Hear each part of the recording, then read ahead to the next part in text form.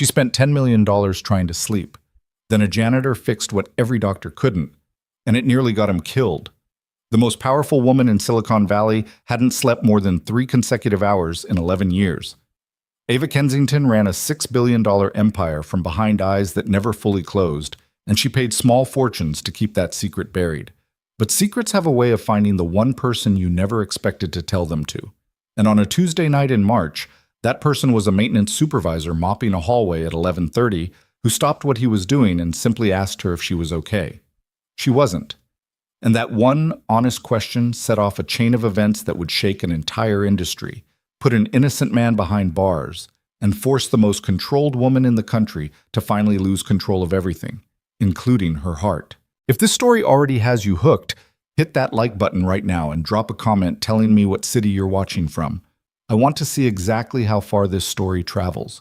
Now stay with me, because this is only the beginning. The rehabilitation center sat at the edge of Maplewood Hills like something that couldn't decide what it wanted to be.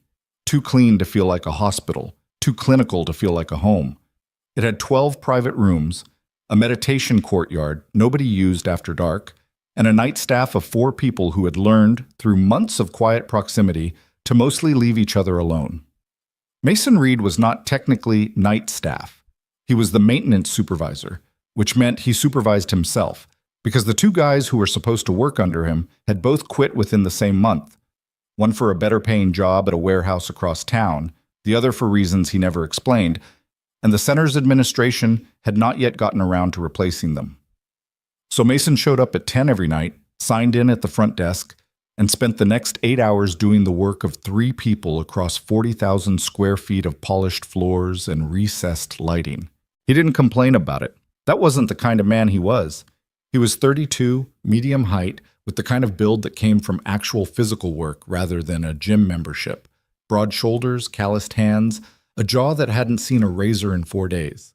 His dark hair was cut short on the sides and ignored on top, and he had a habit of pushing it back with one hand when he was thinking, which he did often. There was nothing remarkable about the way he looked. He was the kind of man you passed in a grocery store and forgot by the time you reached your car. What you didn't forget, if you spent more than 5 minutes with him, was the way he listened. Most people listen to respond. Mason listened the way you read something you actually wanted to understand, all the way through, without jumping ahead. He had learned it the hard way. When you were raising a 7-year-old girl alone, you either learned to hear what she wasn't saying, or you missed everything that mattered. Lucy had turned 7 in January. She was small for her age, with her father's dark eyes and a collection of opinions about the world that were both exhausting and, at moments that caught Mason completely off guard, genuinely profound. She stayed with Mrs. Calloway next door on the nights Mason worked, an arrangement that had started as temporary and quietly become permanent, the way most things in his life had. Mrs. Calloway was 68, widowed, and had strong feelings about proper nutrition and bedtime routines, which Mason appreciated more than he ever said out loud. His own mother lived 3 states away and called on birthdays. His father had died when Mason was 26, 2 years before everything else fell apart. He didn't spend much time thinking about what his life looked like from the outside. He knew what it looked like. He had a GED and an associate's degree in mechanical engineering, a supervisor title that had stopped meaning anything when his team disappeared, a salary that covered rent and groceries with about $200 left over at the end of each month, and a daughter who still ran to the door when he came home in the morning like he was the best thing that had ever happened to her. He figured that last part was the only number that really counted. Bump. He first saw Ava Kensington on a Wednesday in early March, though he didn't know who she was until the following morning, when he looked her up on his phone while eating breakfast at the kitchen table before Lucy woke up. She had checked into the center under a different name, a detail he only learned much later. What he saw that first night was a woman sitting alone in the small lounge at the end of the East Corridor at 11:45, in a silk blouse and dark slacks that looked expensive even under the center's unflattering fluorescent lighting. She had her shoes off. She was staring at the wall with the specific kind of stillness that wasn't peace. It was the stillness of someone who had run out of things to try. Mason had a mop bucket with a squeaky wheel that announced him about 30 seconds before he arrived anywhere, so she heard him coming, By the time he rounded the corner, she had straightened up and put her shoes back on and rearranged her expression into something that was almost professional, which struck him as one of the saddest things he'd seen in a while. He stopped the bucket just outside the doorway. "I can come back," he said. She looked at him the way people who are used to being in charge look at anyone who isn't. A quick assessment, top to bottom, assigning a category. "It's fine. I'll go." "You don't have to." He leaned the mop handle against the wall. "I was going to do this room last anyway." She didn't move immediately, which he took as permission to stay. He started wiping down the small counter along the far wall, keeping his back mostly to her. The squeaky wheel had stopped. The only sound was the faint hum of the HVAC system and the distant occasional sound of someone coughing in one of the private rooms. After about 2 minutes, she said, "You're not going to ask me why I'm still awake?" "No." Another pause. "Why not?" He glanced back over his shoulder. "Because you're in a rehab center at midnight and you look like you haven't slept in a year. Seems like whatever the reason is, you probably already know it." She stared at him. It was the kind of stare that was trying to figure out if he was being condescending. He wasn't. He went back to wiping down the counter. 10 years, she said after a moment. He didn't ask her to clarify. He just kept working. "I've seen 9 different sleep specialists," she said. She sounded like she was reciting a list she was tired of. 3 psychiatrists, 2 neurologists. I've tried every medication they make. I've tried not medicating at all. I've tried the retreats and the breathing programs and the whole architecture of sleep hygiene, every protocol, every app, every device they sell to people like me." She stopped. "Nothing works for more than a few nights." Mason wrung out the mop and moved it across the section of floor near the window. "What happens when you try to sleep?" "My brain won't stop." "Stop what?" She seemed caught off guard by the question, like she'd expected him to nod sympathetically and move on. "Processing, calculating, running the same scenarios over and over, looking for the variable I missed." "What scenarios?" The pause was longer this time. He didn't look at her. He kept the mop moving in slow, even strokes. "Things that already happened," she said finally. "Things I can't change." Mason nodded slowly. He finished the section of floor and moved the bucket back toward the door.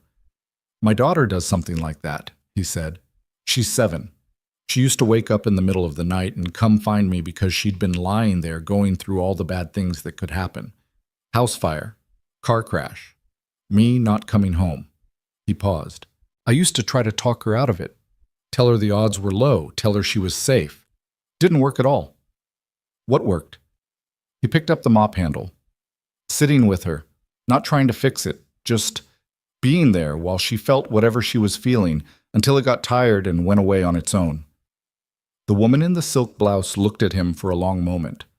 Something shifted in her face, not softening exactly, more like something that had been held very tightly for a very long time, releasing the smallest possible amount of pressure. "That's it?" she said. "That's your advice?" "I wasn't giving advice." He moved the bucket into the hallway. "I was just answering your question." He was gone before she could respond. He looked her up the next morning because the name on the lounge sign-in sheet, which residents were required to fill out when they used common areas after 10, said A. Kensington, and something about the way she carried herself made him curious. He typed it into his phone browser while his coffee brewed, and the search results loaded fast. Ava Kensington, CEO, Kensington Digital Systems, Forbes 40 under 40, 3 consecutive years, net worth estimated at... He put his phone down and poured his coffee. He wasn't intimidated, exactly. He just recalibrated. He understood better now why she'd looked at him the way she had, and he understood why she'd been so careful with what she said. He decided it didn't change anything. She was a person in a place designed to help people, and she wasn't sleeping, and she had talked to him for about 4 minutes at midnight and seemed, fractionally, like it had mattered. That was the whole of it. He went to pick up Lucy from Mrs. Calloway's and made scrambled eggs and didn't think about it again until he got to work that night and found the East Corridor lounge empty and realized, without wanting to, that he'd half expected her to be there. She was there the following Tuesday. Same chair. Different outfit. Dark green this time, still expensive, still somehow professional at midnight. She had a laptop open on the table next to her but wasn't looking at it. When she heard the bucket coming, she didn't straighten up or reach for her shoes this time. She just looked toward the doorway and waited. "You again?" she said. "Every night," he said. He parked the bucket outside and came in without it, because the floor in here was fine and he could clean it later. He got a pair of latex gloves from the cart and started checking the window latch, which had been sticking. "I looked you up," she said. "What'd you find?" "A maintenance supervisor at a mid-tier rehabilitation center in New Hampshire who used to work for Callaway Engineering in Boston." She paused. "You had your PE license, structural work on 3 public infrastructure projects, one of which won a regional award." Mason worked the latch back and forth, found the catch point, made a note in his head to bring a screwdriver tomorrow. "Sounds about right." "You left 6 years ago." She said it carefully, like she was asking a question without wanting to look like she was asking a question. "I did." "Why?" He looked at her over his shoulder. She met his eyes without flinching. He appreciated that about her, he realized. She asked directly. No circling. "My wife left," he said. "I had a 2-year-old. The engineering job was 60 hours a week minimum and travel twice a month." "You do the math." Ava was quiet for a moment. "You gave it up voluntarily?" "It wasn't a hard call. Most people would have found another solution. Daycare, a nanny, someone to—" "Lucy didn't need another solution," he said, not unkindly. "She needed her dad." Ava looked at him for a long time. He went back to the window latch. "I don't understand that," she said. Not dismissively. She sounded like she was genuinely trying to figure it out, and couldn't. "What part?" "Choosing something smaller. Voluntarily making yourself smaller." Mason pulled off the latex gloves and tossed them in the waste bin. "I didn't get smaller, I just moved." He picked up his clipboard from the cart outside. "You sleep last night?" The shift in subject seemed to catch her off balance. 2 hours. "That's more than you told me about before." Something crossed her face that might have been the beginning of a smile if it had gotten a little further. "It is." She stayed for 3 weeks. That was longer than her original booking, which had been 10 days. She extended twice through her assistant, who communicated with the center's administration exclusively by email and seemed to exist in a state of permanent low-grade anxiety. Mason knew this because the assistant, a young man named Derek, had called the front desk twice in the first week to make sure Ms. Kensington's room was receiving fresh towels daily, which was not a service the center technically offered, and which the night receptionist had relayed to Mason with the flat effect of someone who had stopped being surprised by things. Mason had quietly made sure the towels happened. He wasn't doing it for her exactly. He was doing it because it was a reasonable thing that a person needed, and it cost him nothing to provide. He told himself that, and believed it, mostly. Their conversations in the East Corridor Lounge became a recurring thing, not every night, but often enough that he started to understand her rhythms. She slept worst on Sundays and Mondays. She was sharpest and most difficult between 10 and midnight. After midnight, something in her eased a little, the way a fist unclenches when it's been clenched too long and simply can't hold the position anymore. She told him things in those late-night hours that he suspected she hadn't told her therapists. Not because the therapists weren't competent, but because competence wasn't what she needed. She needed someone who didn't need anything back from her. She told him about the panic attacks. They had started 4 years ago, she said. Sudden, vicious, disorienting episodes that hit without warning and left her feeling physically sick for hours afterward. She'd learned to manage the visible symptoms well enough that no one in her professional life had ever seen one. But managing visibility and managing the thing itself were not the same. She told him one night in the second week about the betrayal. She didn't give him details, not yet, not then, but she told him there had been a person she'd trusted completely, a business partner, a friend, and that the trust had been catastrophically wrong, and that it had broken something in her that she didn't know how to name or repair. Mason listened the way he always listened, all the way through, no jumping ahead. "You're not going to tell me to let it go," she said when she'd finished. "No." "My therapist says I need to process it and release it." "Maybe you do. Doesn't mean it's easy." She makes it sound like a procedure, like I just need to follow the steps correctly. It's not a procedure, he said. It's more like having a broken bone and waiting for it to knit. You can do everything right and it's still going to hurt for a while. She looked at him. You've had one? 3. 2 ribs and a wrist.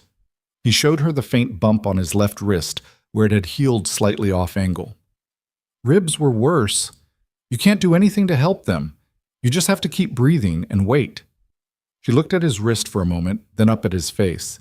You're a strange person, Mason Reed. That tracks, he said. It was the end of the second week when she fell asleep in the lounge.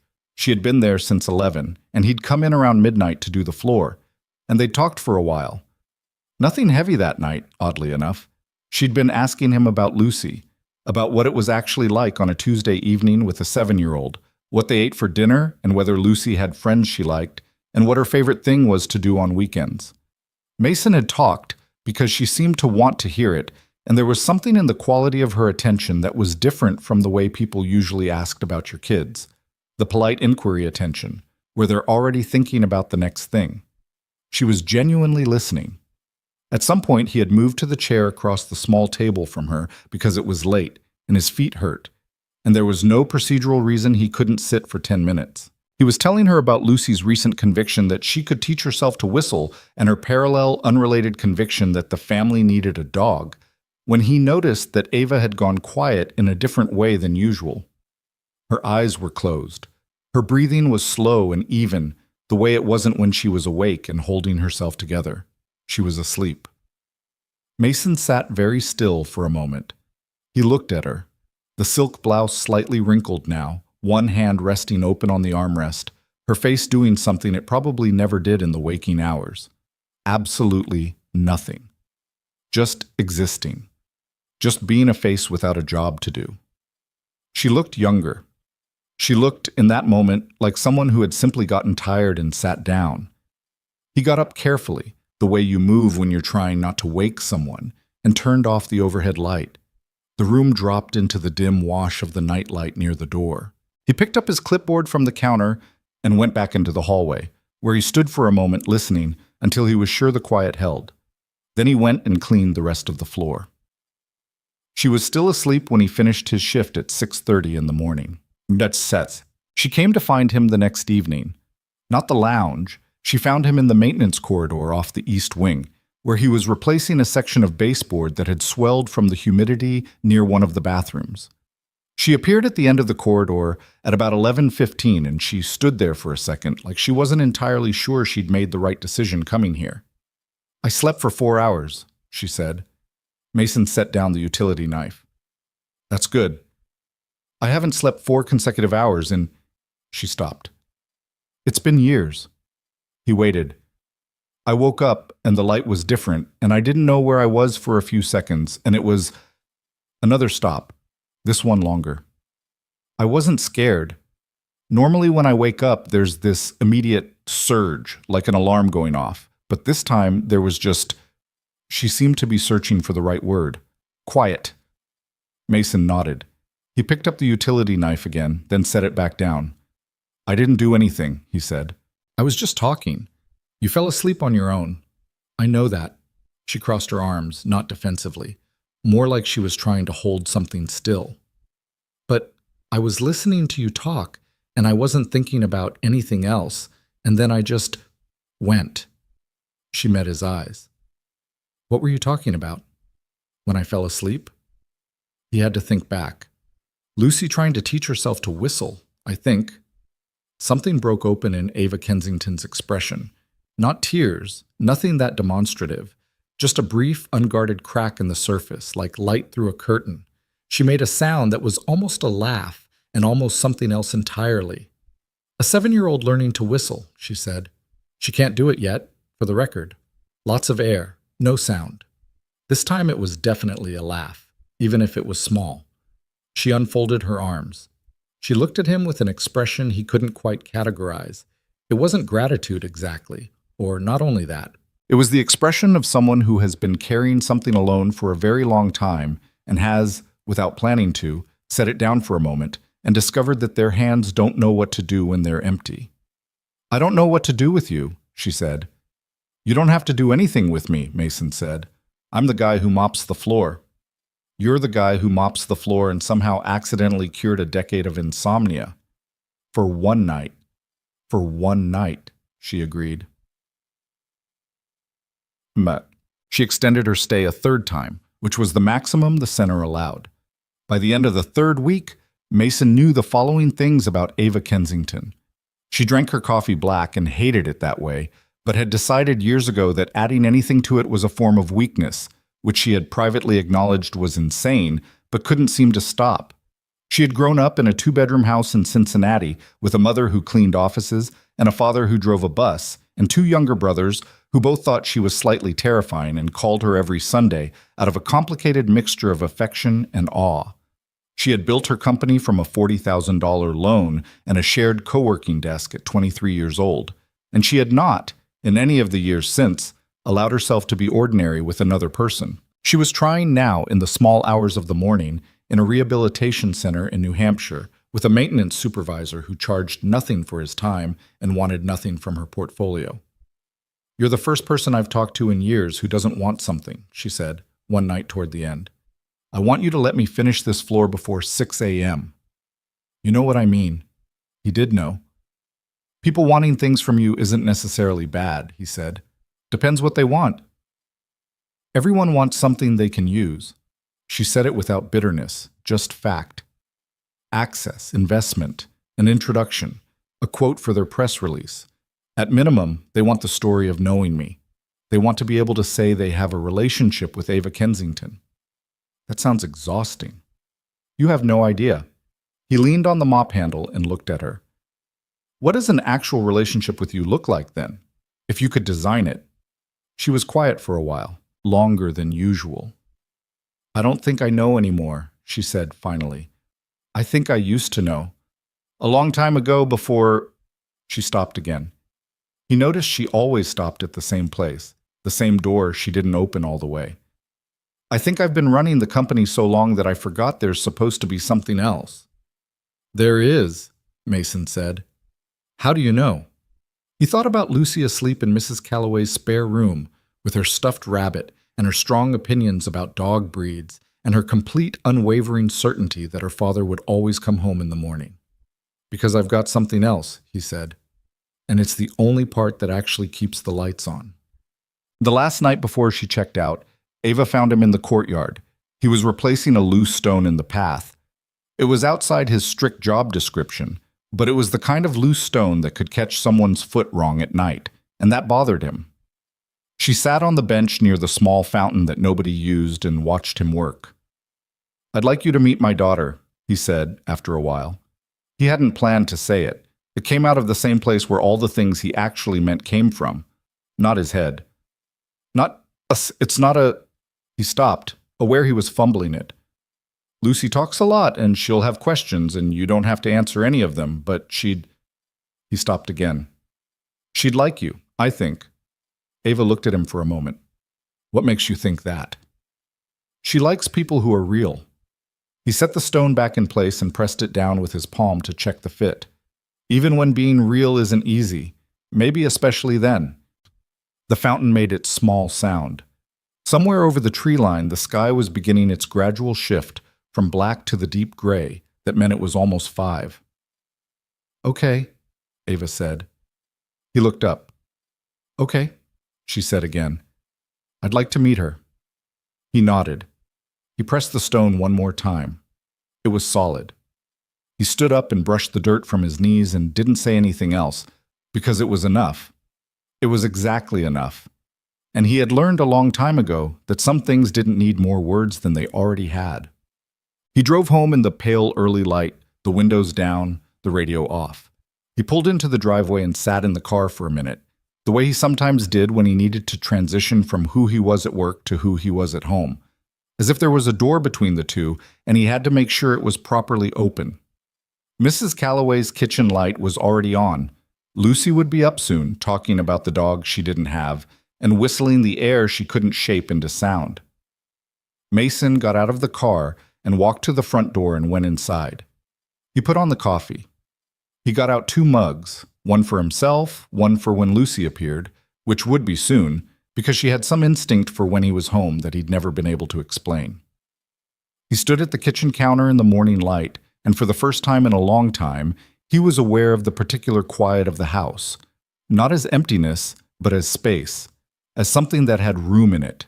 He was still standing there when the small feet on the stairs started. "Dad?" Lucy appeared in the kitchen doorway in her pajamas with the small rabbits on them, hair chaotic, the stuffed rabbit dangling from one hand. She squinted at him in the light. "You're home." "Every morning," he said. She crossed the kitchen and leaned against his side, and he put his arm around her without thinking about it, the way you breathe, but automatically, because it's just what you do. "I'm hungry," she said. "I know. Can we have the eggs with the cheese?" "We can have the eggs with the cheese." She went to get the grater, and he got the eggs out of the refrigerator, and the morning came in through the kitchen window the way it always did. Unremarkable, persistent, clean. He cracked the first egg against the bowl's edge and listened to Lucy explain, without pause, her revised strategy for the whistling issue. And something in his chest was different than it had been yesterday. Not bigger, not louder, just less afraid. He didn't know what that meant yet. He was 32 years old with calloused hands and a squeaky mop bucket and a daughter who couldn't whistle and a life that looked from the outside like not very much at all. But the stone was set solid in the path, and the morning was coming through the window, and that, for now, was enough. Ava checked out of Maplewood Hills on a Friday morning, which Mason knew because the front desk receptionist mentioned it while he was signing out at the end of his shift, in the tone of someone sharing information they found mildly interesting. He nodded and wrote his hours in the log and drove home and told himself the particular flatness he felt was just end-of-week exhaustion. He was almost convinced by that explanation by the time he pulled into his driveway. Lucy was already at the door. Mrs. Calloway had brought her home early because of a dentist appointment that had gone better than expected, which Lucy described in full clinical detail over breakfast, including a fairly accurate impression of the hygienist's face when she saw that Lucy had been flossing correctly. Mason ate his eggs and listened and reminded himself, as he sometimes had to, that this was the whole world. Right here, this kitchen, this kid, these eggs. It worked, the way it usually worked. Imperfectly, and enough. He slept until 2 in the afternoon, woke up to find Lucy had made herself a peanut butter sandwich, and was watching a nature documentary at a volume that suggested she'd forgotten he was asleep, ate a late lunch while she explained the documentary to him, even though he was watching it too, and generally had a Friday that looked exactly like every other Friday. It was Saturday afternoon while he was replacing a cabinet hinge in the kitchen that his phone rang with a number he didn't recognize. He almost let it go to voicemail. He picked up on the third ring. "Mason."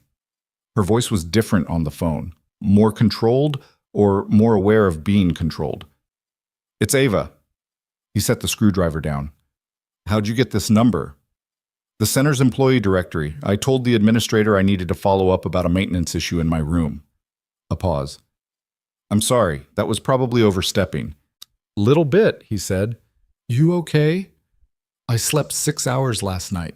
He picked the screwdriver back up. "That's significant." "I know." Another pause, this one different. She was working up to something. "I'd like to take you up on it. Meeting Lucy.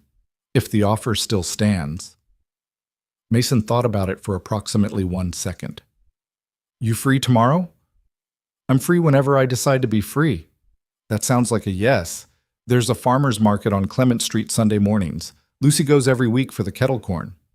"Kettle corn," Ava said in the tone of someone writing it down. "She takes it very seriously. Don't joke about the kettle corn." This time the pause had something in it. The almost laugh he'd started to recognize. "I wouldn't dream of it." He spotted her before Lucy did, which was notable because Lucy had the spatial awareness of a golden retriever and generally noticed everything. But Lucy was focused on the kettle corn stall with the single-mindedness of a person who had been thinking about this specific transaction since Thursday, and Ava was hanging back near the edge of the market's entrance, slightly apart from the foot traffic, wearing jeans and a plain gray sweater and no discernible jewelry, looking like someone who had dressed carefully to look uncalculated. She looked younger out of the clinical lighting of the rehabilitation center. She also looked less certain, which Mason hadn't expected. She was watching the crowd with the expression of a person who had not been in an ordinary public space for a while and was recalibrating. He raised a hand. She saw him and walked over. "You came," he said. "I said I would. People say a lot of things." "I don't." She said it simply, not as a boast. He believed her. Lucy reappeared at that moment with a paper bag of kettle corn held in both hands, with the reverence of someone transporting something fragile and irreplaceable. She stopped when she saw Ava. She looked at her with the direct, unfiltered assessment that 7-year-olds applied to strangers. A full evaluation, top to bottom, not rude exactly, just thorough. "Hi," Ava said. "Hi," Lucy said. "Are you Dad's friend?" "I think so. I'm Ava." Lucy considered this. "I'm Lucy. Do you like kettle corn?" "I've never had it." Lucy's expression suggested this was not a neutral fact, but a problem that required addressing. She held out the bag with both hands. "You should try it. You have to try it before you can decide if you like it." Ava reached in and took a piece and put it in her mouth. Lucy watched her with the intensity of a scientist monitoring an experiment. "Well?" Lucy said. "It's very good," Ava said, and the thing that made Mason relax slightly was that she didn't say it the way adults say things to children, that slightly elevated performing for the parent register. She said it like she meant it, and Lucy, who had a 7-year-old's unerring instinct for adults who were faking it, seemed to clock the difference immediately. She offered the bag again. "You can have more," Lucy said. "There's a lot." They walked the market for an hour and a half, which was longer than Mason had planned. Lucy had an agenda. She knew every vendor by name, or at least by the name she'd assigned them in her head, which included the apple man, the lady with the bread that smells good, and memorably, the cheese guy who always gives me a sample even when the sign says, "Ask first." Ava followed along with a quality of attention that Mason noticed and that Lucy clearly felt without naming, a fullness of presence, an actual looking at what was being shown to her. Lucy showed her the vendor who sold small, succulent plants, which Lucy had been lobbying to buy for months on the grounds that a plant was not the same as a pet, but still constituted something alive to take care of. Mason had been holding the line on this with diminishing conviction. Ava crouched down next to Lucy to look at the small pots and asked, with what seemed like genuine curiosity, what she would name the plant if she got one. Lucy said immediately, "Gerald." "Why Gerald?" "It just looks like a Gerald." Ava looked at the succulent for a moment. "You're right," she said. "It does." Mason bought the plant. He told himself it was because the line was getting easier to hold than it was worth, and not because of anything else. After the market, they ended up at a diner 2 blocks over, which was Lucy's standard suggestion for any activity that had gone on long enough to produce hunger, which, in her experience, was every activity. They took a booth by the window, Lucy on one side, Mason and Ava on the other, which Lucy arranged by climbing in first and then patting the opposite bench like she was assigning seats. Ava sat without comment. The diner was old and not particularly clean, and the menus were laminated and starting to crack at the edges, and Mason watched Ava take it in and not visibly react, which he appreciated. He'd half expected a flicker of something, not snobbery exactly, but a calibration difference, the adjustment of someone who didn't usually eat in places where the salt shakers had paper lids. If there was one, she kept it internal. Lucy ordered chocolate chip pancakes and explained at length why the diner's pancakes were better than the ones Mason made at home, which was a critique she delivered directly to him with complete confidence in its fairness. "What do you do?" Lucy asked Ava while they waited for food. "I run a company." "What kind of company?" "Technology. Software mostly. We build tools that help other companies manage their information." Lucy absorbed this. "Is it fun?" Ava paused at that, a real pause, not stalling. "Sometimes, when things are working right and the team is moving in the same direction and the problem you've been trying to solve actually gets solved." She picked up her coffee mug. "Not always." "Dad says work isn't supposed to be fun all the time," Lucy said. "He says it just has to be worth it." "That's smart," Ava said. "He's pretty smart," Lucy said, in the tone of someone confirming a fact rather than offering a compliment. "He just doesn't like to say it." Mason looked at his coffee. I noticed, Ava said. What Mason had not told Ava, and hadn't told many people, was how close he'd actually come to losing everything in the 2 years after Diane left. Diane. He'd gotten to the point where he could think her name without the accompanying weight. Not without anything, but without the weight. That had taken a while. She'd left on a Thursday in October, which he remembered because it had been Lucy's first Thursday at the new daycare, and he'd been running 15 minutes late picking her up, and his phone had rung while he was pulling out of the parking lot. And it had been Diane's voice, flat and decided and very far away, saying she wasn't coming home. She wasn't cruel about it. That was the thing he'd had trouble explaining to people later, when he'd tried to explain it. The absence of cruelty almost made it harder. She said she loved Lucy, but she wasn't built for this, meaning motherhood, meaning the particular shape the life had taken, meaning, though she didn't say this directly, him. She said she was sorry. She probably was. She'd moved to Portland and was, from what Mason had gathered through the occasional unavoidable social media encounter, doing well. She'd remarried 2 years ago.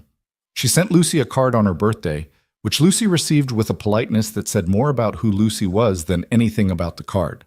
Mason had gotten through the first year on about 4 hours of sleep a night, and a stubbornness that his mother called strength, and that he privately recognized as the inability to think far enough ahead to see an alternative.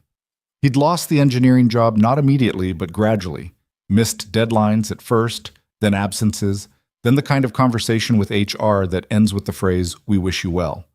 He'd picked up work where he could. He'd figured out the budget down to the dollar. He'd learned to cook actual meals rather than whatever came out of a box, because Lucy was 2 and then 3, and there were things you did for a 2-year-old that you did without asking whether you felt up to it. He'd landed the maintenance job at Maplewood Hills 18 months ago, which paid better than it sounded, and had health insurance, which was the whole calculation. He was good at it.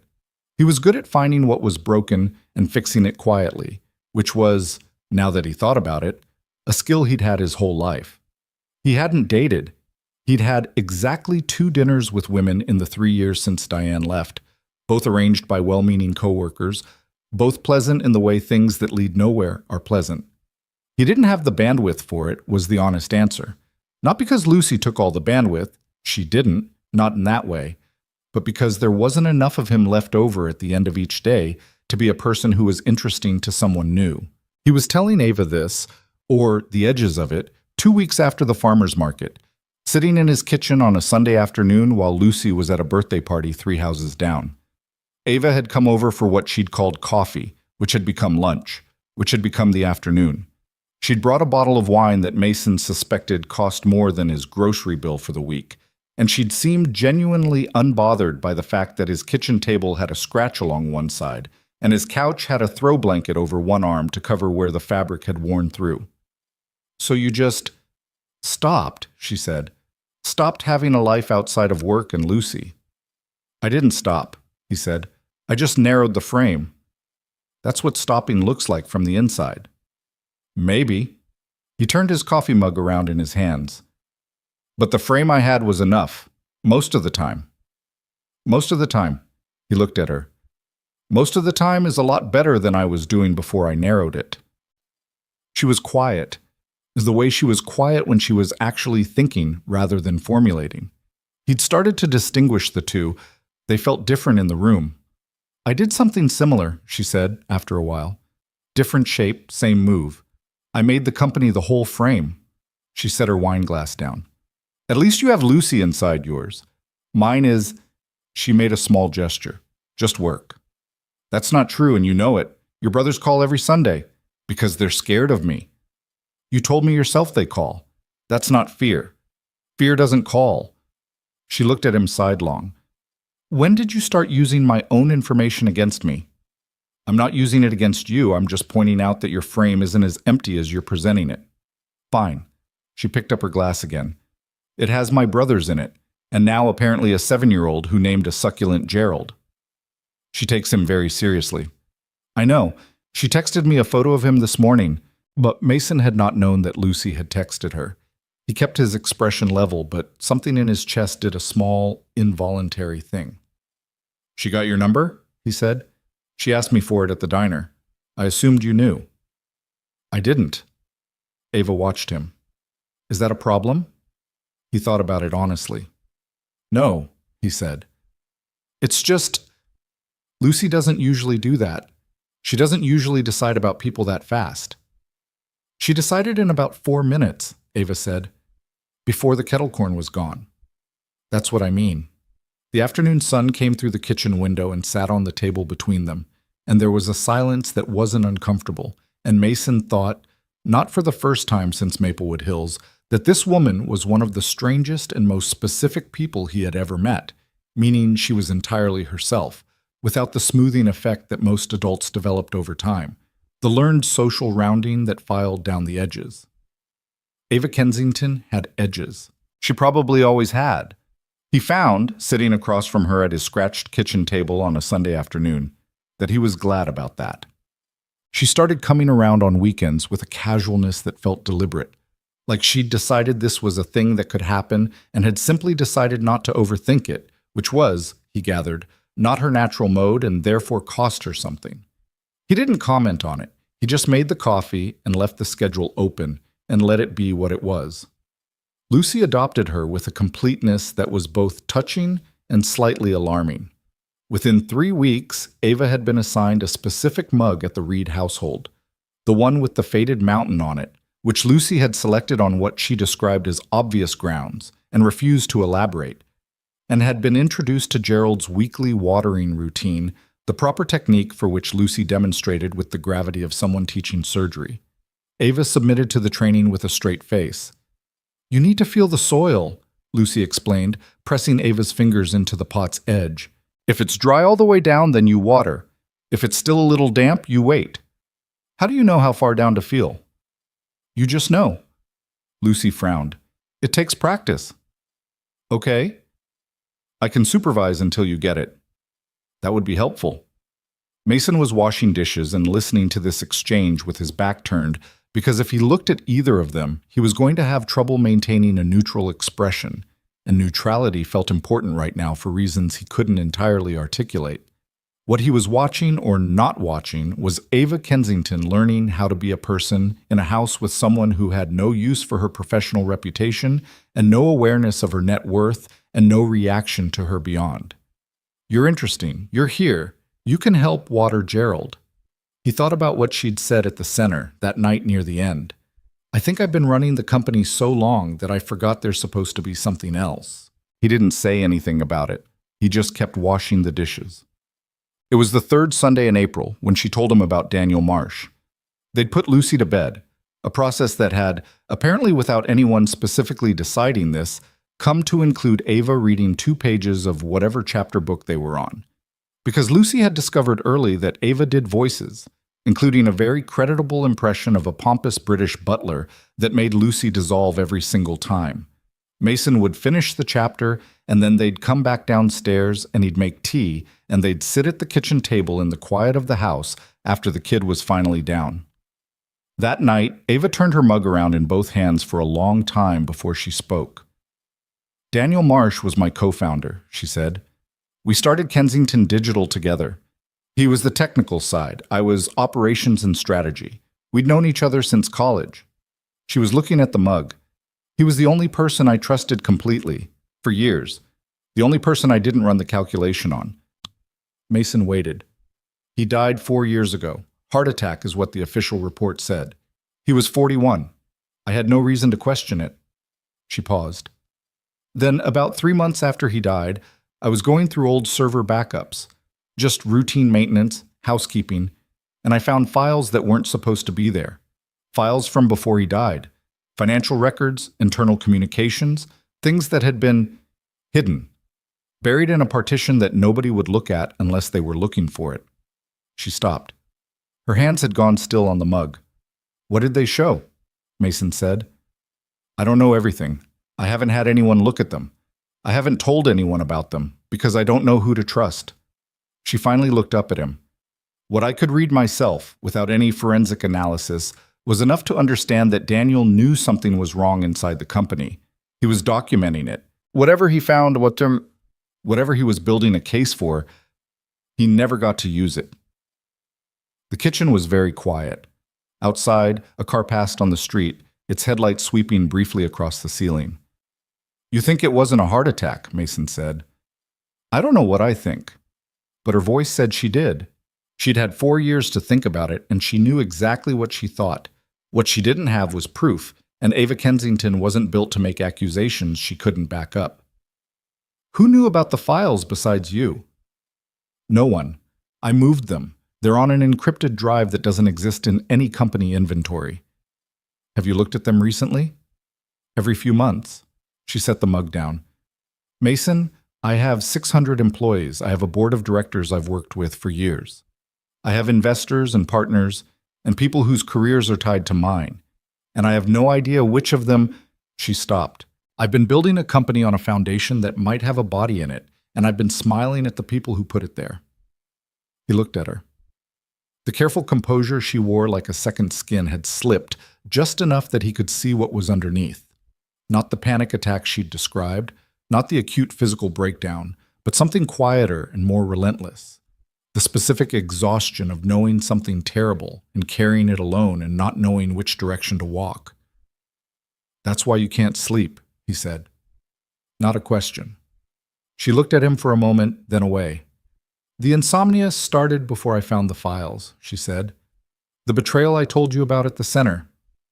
That was Daniel.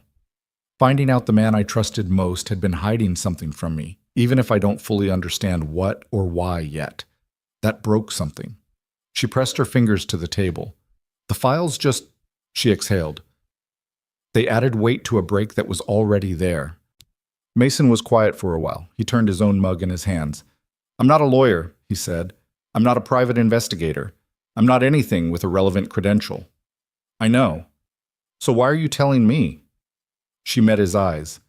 "Because you're the only person who talks to me like what I say matters and not what it costs." He held her gaze. It was not a comfortable moment. It was too honest for comfortable.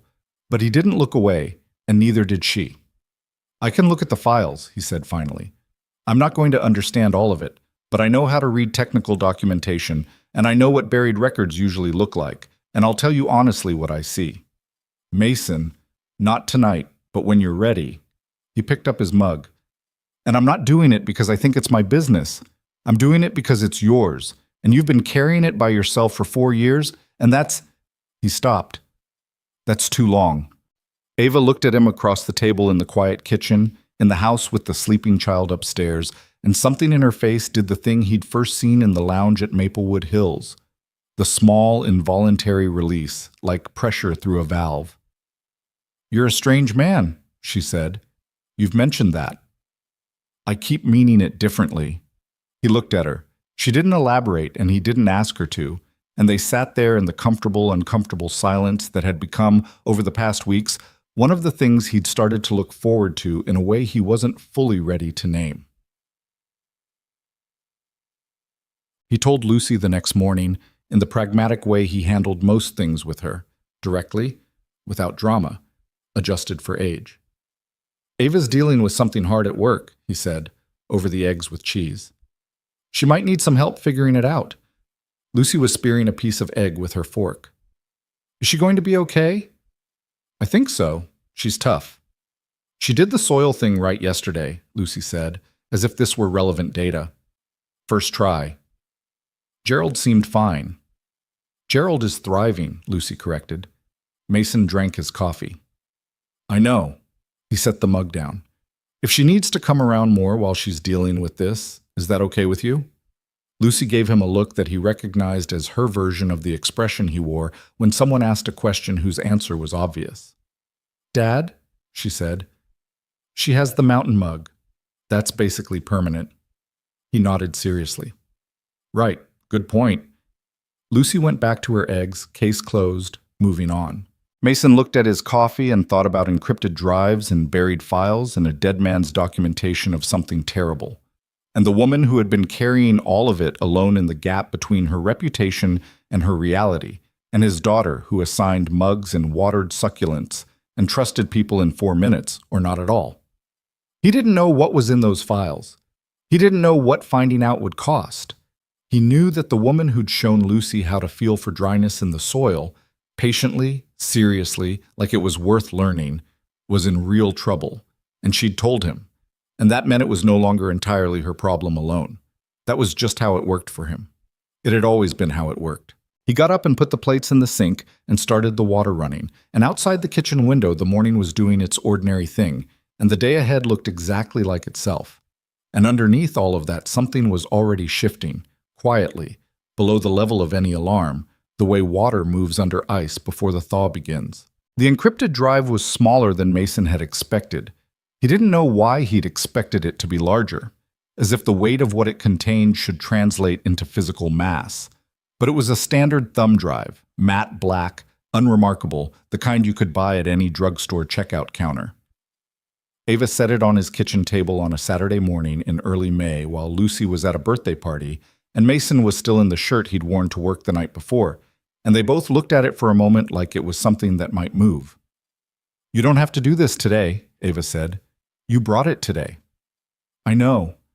She pulled out the chair across from him and sat. "I've been carrying it in my bag for 2 weeks. I kept almost showing it to you and putting it back." "What changed this morning?" She looked at the drive. "I had a board meeting yesterday. Quarterly review. And there's this man on the board, Harlan Voss. He's been on since year 3. And he was looking at me during the whole meeting with this expression I've seen before and couldn't name. And yesterday I finally named it." She paused. "He's waiting for something. He's been waiting for something for a while. And I don't know what it is, and I don't know if it connects to the files, but I'm tired of not knowing." Mason picked up the drive and went to get his laptop. The files took a while to navigate. Ava had organized them into folders with dates but no titles, and the content was a mixture of things: spreadsheet exports, email chains with subjects that looked routine until you read the bodies, scanned documents with handwritten annotations in a script Mason didn't recognize until Ava told him it was Daniel's handwriting. Daniel had apparently written in a compressed, left-leaning hand that was legible once you adjusted to it. They sat side by side at the kitchen table, and Mason read. And Ava pointed to things and explained the company context. And outside the kitchen window, the May morning went about its business without them. What the files showed, assembled across about 4 hours of reading and explanation, was this. Kensington Digital Systems had, sometime in the 2 years before Daniel Marsh died, been used as a conduit for financial transactions that were not reflected in any official company record. The amounts were not small. They moved through 3 subsidiary accounts that Mason recognized as offshore structures from his engineering days. Not in the same industry, but the architecture was familiar, the way tax avoidance looks the same in any sector when you know what you're looking at. The transactions connected to a holding company called Cerberus Capital Group, which appeared in none of KDS's public filings, and which Daniel had annotated in his compressed left-leaning script with a single line, "Shell. Track to board level." "Cerberus," Mason said. "I looked it up when I found it. It's registered in the Caymans. No public directors, no public shareholders." Ava was holding a printed copy of one of Daniel's annotations, turning it over in her hands. Daniel spent 6 months tracking the money. These files are his documentation. He was building a case. He never finished it. He died before he could. She set the paper down. Heart attack, 41 years old, no prior cardiac history, found in his apartment by his housekeeper on a Monday morning. The kitchen was very quiet. Who was at board level, Mason said. Who had access to those subsidiary accounts? 3 people could have authorized transactions through those subsidiaries without triggering a standard audit flag. She ticked them on her fingers.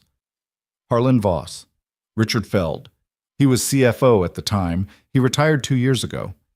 And my late partner's proxy, which after Daniel died reverted to the board's discretionary authority. She stopped. Meaning Voss again.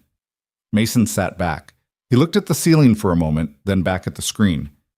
You said Daniel annotated these files over 6 months. That means he knew who he was looking at. Yes. And then he died. Yes. And you've had these files for 4 years and nobody knows. She looked at him. Until now. He understood what she wasn't saying, that telling him was the first move she'd made in 4 years, after 4 years of sitting on this alone. and that the weight of that was considerable and had now, in some fraction, transferred. Ava, he kept his voice level. If Voss is connected to whatever Daniel found, and if Daniel was removed because he got too close, then these files are not just a corporate governance problem. I know what they are. So why haven't you taken them to a lawyer? Because I don't know which lawyers. She said it without drama. KDS's legal team reports to the board. Outside counsel has relationships with board members going back 15 years. The moment I show these to anyone in that circle, I lose control of what happens next. She pressed her fingers flat on the table.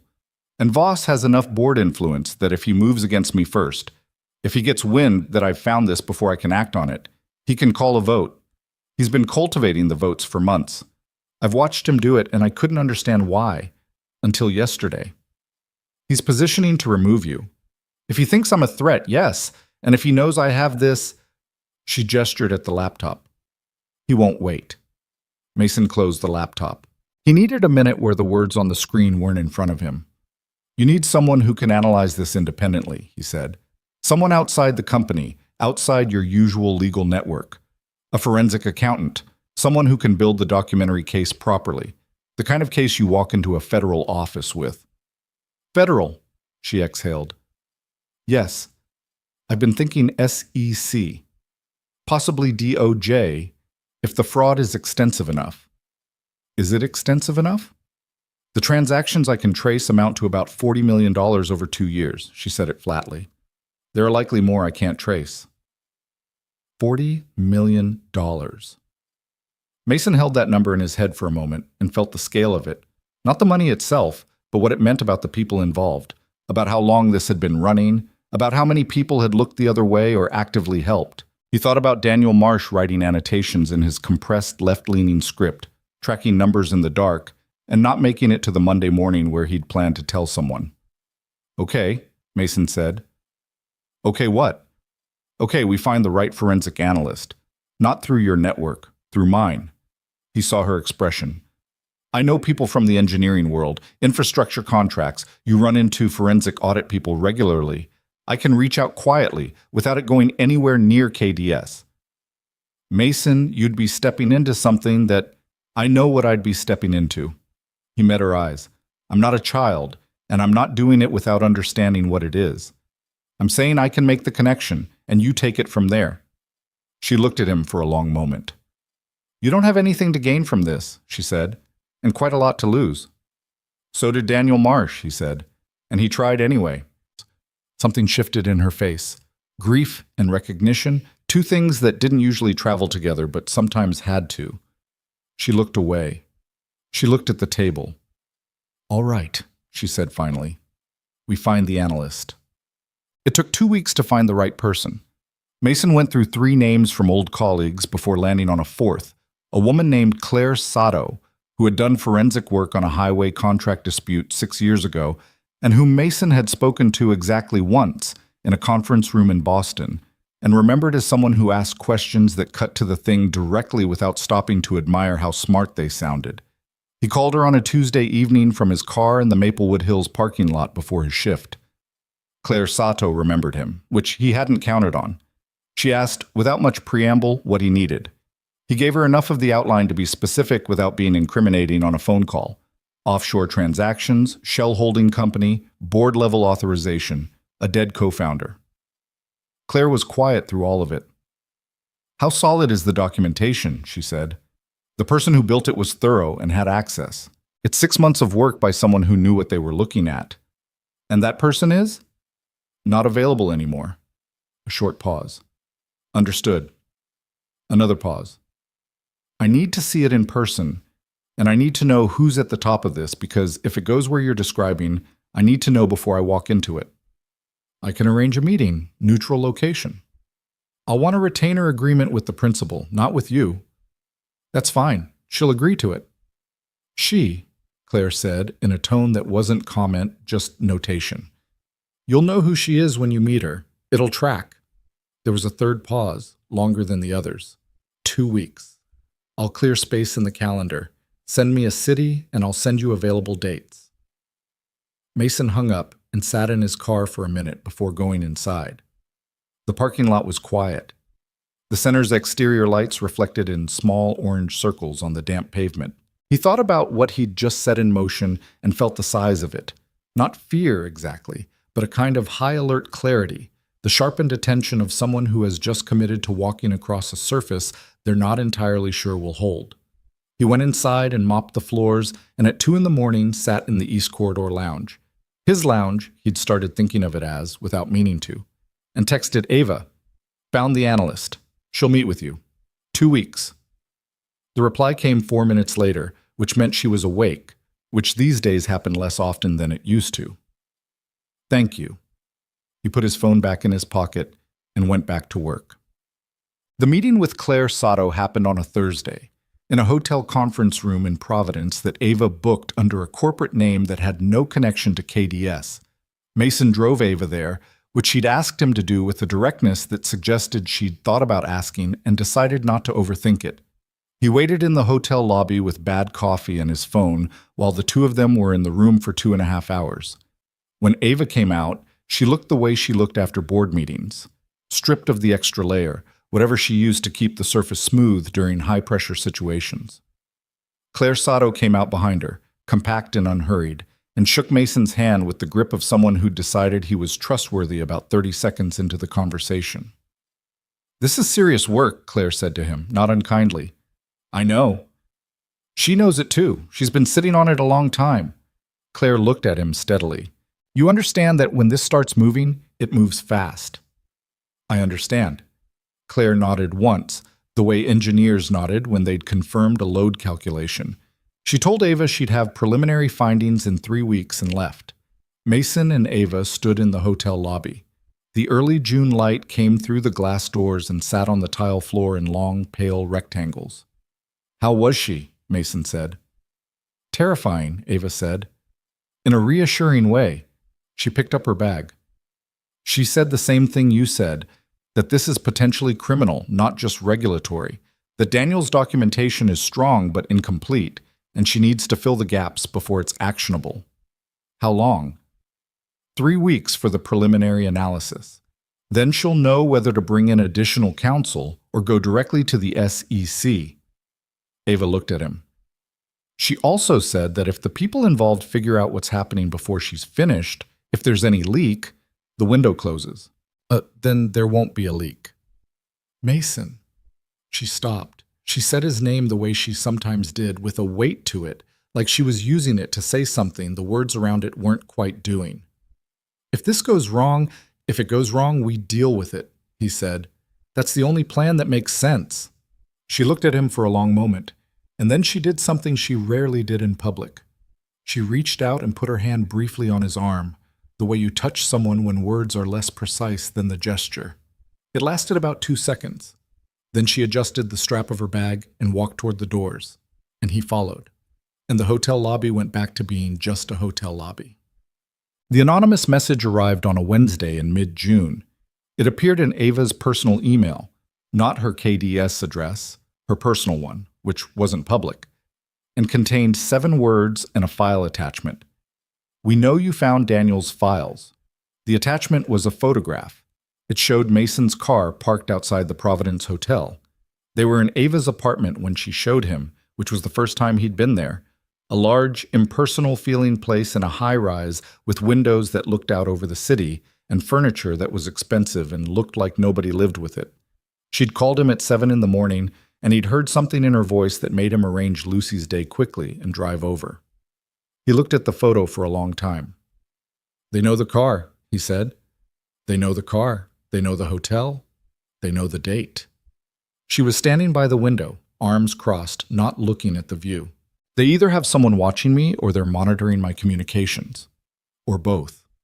"Or both," she said. Mason thought about Lucy at school right now, building something with Legos at the craft table, completely unaware. He thought about the weight of that, how the radius of what he'd stepped into now included a 7-year-old who had nothing to do with Cerberus Capital Group or Daniel Marsh or offshore subsidiaries and who had named her plant Gerald. He didn't say any of that to Ava. He said, "Have you told Claire?" "First thing I did, she said to keep moving. She says a message like this means they're worried, not that they've stopped us. If they had something concrete to use against us, they'd use it, not threaten. That's either very right or very wrong. I know. Ava turned from the window. She looked tired in a way that was different from the insomnia exhaustion he'd first seen at Maplewood Hills. This was the tired of someone who has been managing a long, high-stakes containment and has just watched part of the perimeter shift. Mason, I need you to understand that this is Ava. I'm serious. You have Lucy to... I have Lucy, he said, and I'm here. Those two things can both be true. She looked at him. She wanted to argue. He could see it, but she also knew him well enough by now to know the argument wouldn't land. He was the man who had set the loose stone in the path because it might catch someone's foot. He didn't calculate whether it was his stone to set. All right, she said. But the message changed the temperature of things. The weeks that followed had a different quality. A tightness at the edges, the sense of something being monitored, of spaces being less private than they'd been. Mason started noticing things. A car that had been parked outside his building on 2 non-consecutive evenings. A call to his personal cell from an unknown number that disconnected immediately when he answered. Small things. The kind of things you could explain away individually and couldn't explain away collectively. He didn't tell Ava about the car or the phone call. He told himself it was because he didn't have enough to constitute evidence. He knew, if he was honest, that it was partly because she was already carrying enough. He did tell Lucy's school to require his explicit authorization for any early pickup, which he explained to Lucy as a new school policy about parent sign-outs. And Lucy accepted this with the equanimity of someone who had more interesting things to think about, like whether Gerald was ready to be repotted. Harlan Voss appeared in person on a Thursday in late June. Mason was at a gas station 2 miles from his apartment, filling up his car at 7:15 in the morning after his shift, when a black sedan pulled in and parked. Not at a pump, and a man got out and walked toward him with the unhurried confidence of someone who is very certain of his authority in any given room. He was around 60, solid, silver-haired, with the groomed, maintained look of someone who had spent decades in environments where appearance was part of the currency. Mason recognized him from the KDS website. He'd looked up every board member's photo after Ava named Voss.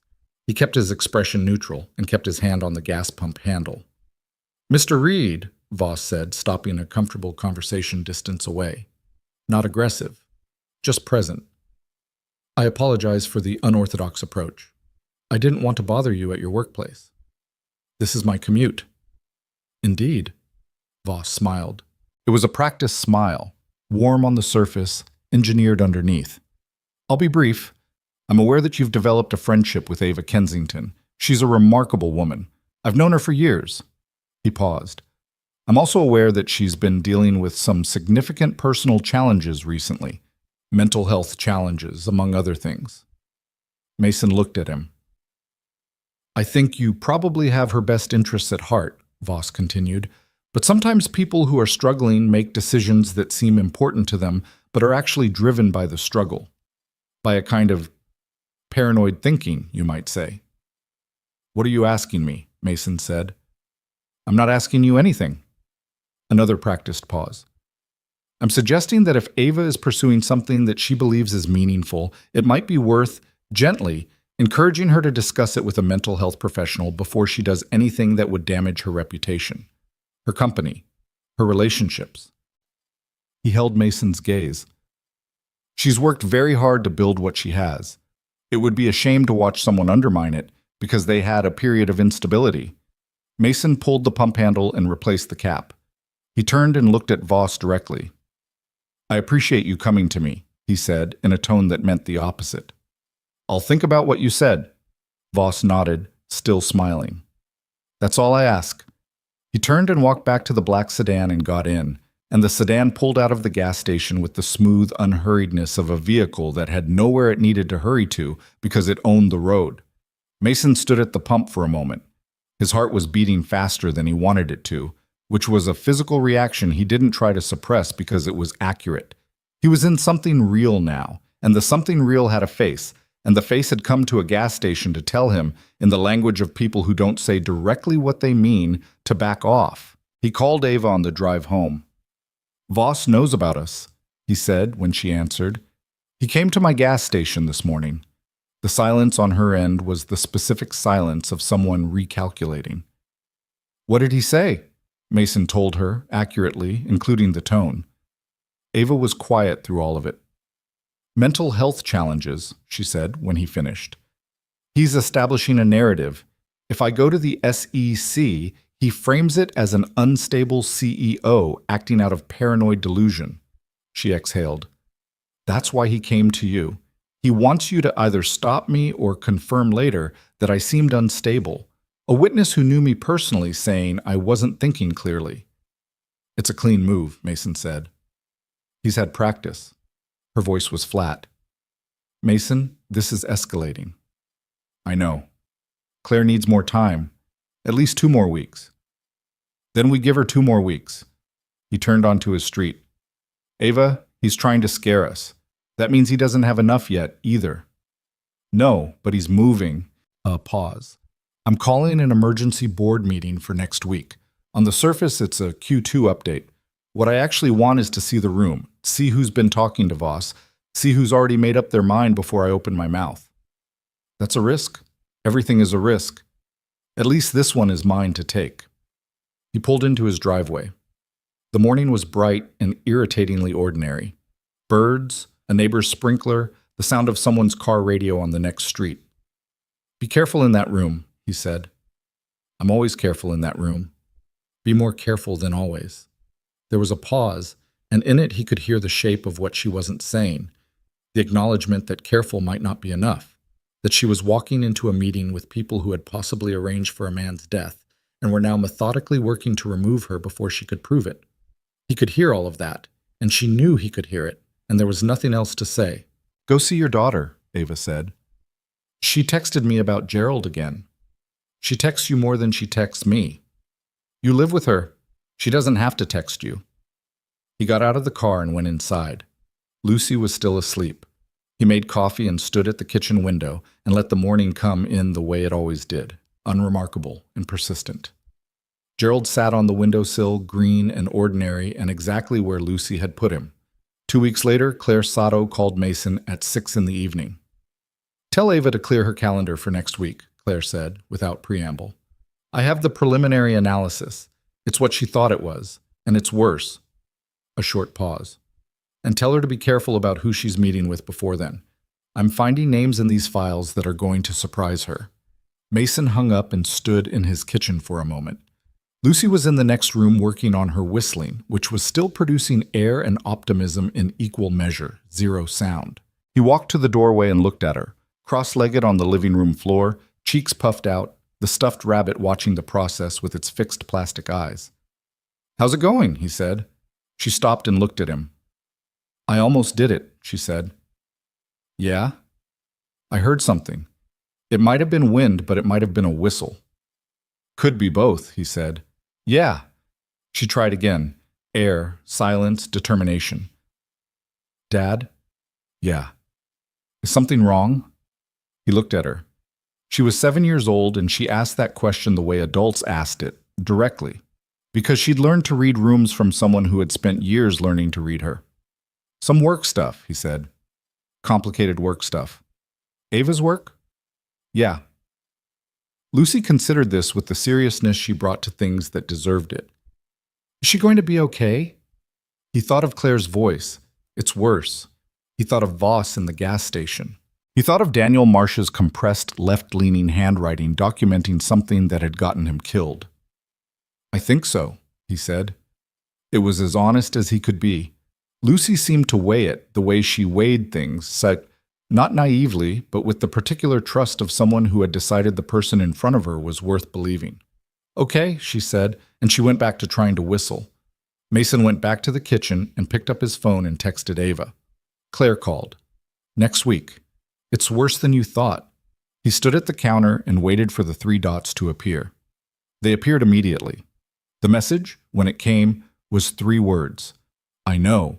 Ready." He put the phone down and started dinner. and the house filled with the ordinary sounds of an evening. Water running, something sizzling in the pan, his daughter in the next room pushing air through pursed lips into the empty air, still trying, still not giving up. He was glad in that moment that the walls were thin enough to hear it. Claire Sato's preliminary analysis ran to 61 pages, which Mason read in one sitting at Ava's kitchen table on a Sunday while Lucy was with Mrs. Calloway, and Ava sat across from him drinking her black coffee and not pretending she wasn't watching his face for reactions. The transactions Claire had traced went back further than either of them had thought. Not 2 years before Daniel's death, but 5. Cerberus Capital Group had been pulling money through KDS subsidiaries for 5 years, in amounts that varied enough to avoid automated flags and followed a rotation pattern that suggested someone with detailed knowledge of KDS's internal audit schedule. The total Claire could document with confidence was closer to $90 million. The total she suspected, with additional time and access, was higher. The names in the files that she'd warned Mason about: Harlan Voss, as expected; Richard Feld, the retired CFO; and a third name, Thomas Greer, who had been KDS's head of legal compliance for 6 years before resigning 18 months ago, 2 months after Ava had quietly begun a routine audit of subsidiary accounts that he apparently recognized as a potential threat. Greer's resignation had been amicable. He'd been given a severance package and a warm letter of recommendation and had gone on to take a senior position at a law firm with, Claire noted with characteristic dryness, several clients who were also Cerberus Capital investors. "Greer," Ava said when Mason got to that section. "You didn't suspect him." "I liked him." She said it with the flatness of someone setting aside the feeling and looking at the fact underneath it. "He was good at his job. I thought he was straight." She set her mug down. "He handled all our compliance reviews personally for 6 years, which means he was the review. He knew every gap, every flag threshold, every schedule." She was quiet for a moment. "That's how the rotation pattern worked. He designed it." Mason turned to the section on Daniel Marsh. Claire had included a supplementary note, 3 pages, flagged with a paperclip, that addressed the circumstances of his death directly. She had pulled the original medical examiner's report, which she'd obtained through a contact Mason didn't ask about, and cross-referenced it with the timeline of Daniel's documentation. The medical examiner had ruled cardiac arrest, natural causes, no contributing external factors. Claire's note simply observed that Daniel had been in excellent health by all available prior records, that he'd had a physical 8 weeks before his death with unremarkable results, and that the specific evening he died fell 48 hours after what appeared, based on his file dates, to be the point at which his documentation was essentially complete. She did not draw a conclusion in writing. She didn't need to. "He was done," Mason said. "He had everything, and 48 hours later he was dead." Ava didn't answer. She was looking at her hands, both of them flat on the table, and Mason recognized the expression. The controlled stillness that meant something had hit hard, and she was deciding whether to let it show. "He was my friend," she said, finally. "Before he was my business partner, he was my friend. We met in a computer science lecture freshman year, and he was the only person who talked to me like I was already competent instead of like I had to prove it." She stopped. "I've spent 4 years telling myself I didn't know what happened to him. I think I've known for a while." "It's not the same as knowing," Mason said. "It's different when it's on paper." "Is it easier?" "No, but it's actionable." She looked at him across the table. He thought not for the first time about the enormous distance between who she was in the public world, the controlled, untouchable CEO whose photo appeared on business covers, and who she was sitting across from him in her own kitchen at 9 in the morning with her hands flat on the table and grief and fury moving in her face in roughly equal proportions. "Claire wants to meet again before we go to the SEC, Mason said. "She's recommending we bring in a federal attorney first, someone who can tell us the cleanest path in, whether it's SEC, DOJ, or both simultaneously." "Both simultaneously," Ava said. "I want every door opened at once. I don't want any of them to have time to coordinate a response." "That's Claire's recommendation, too."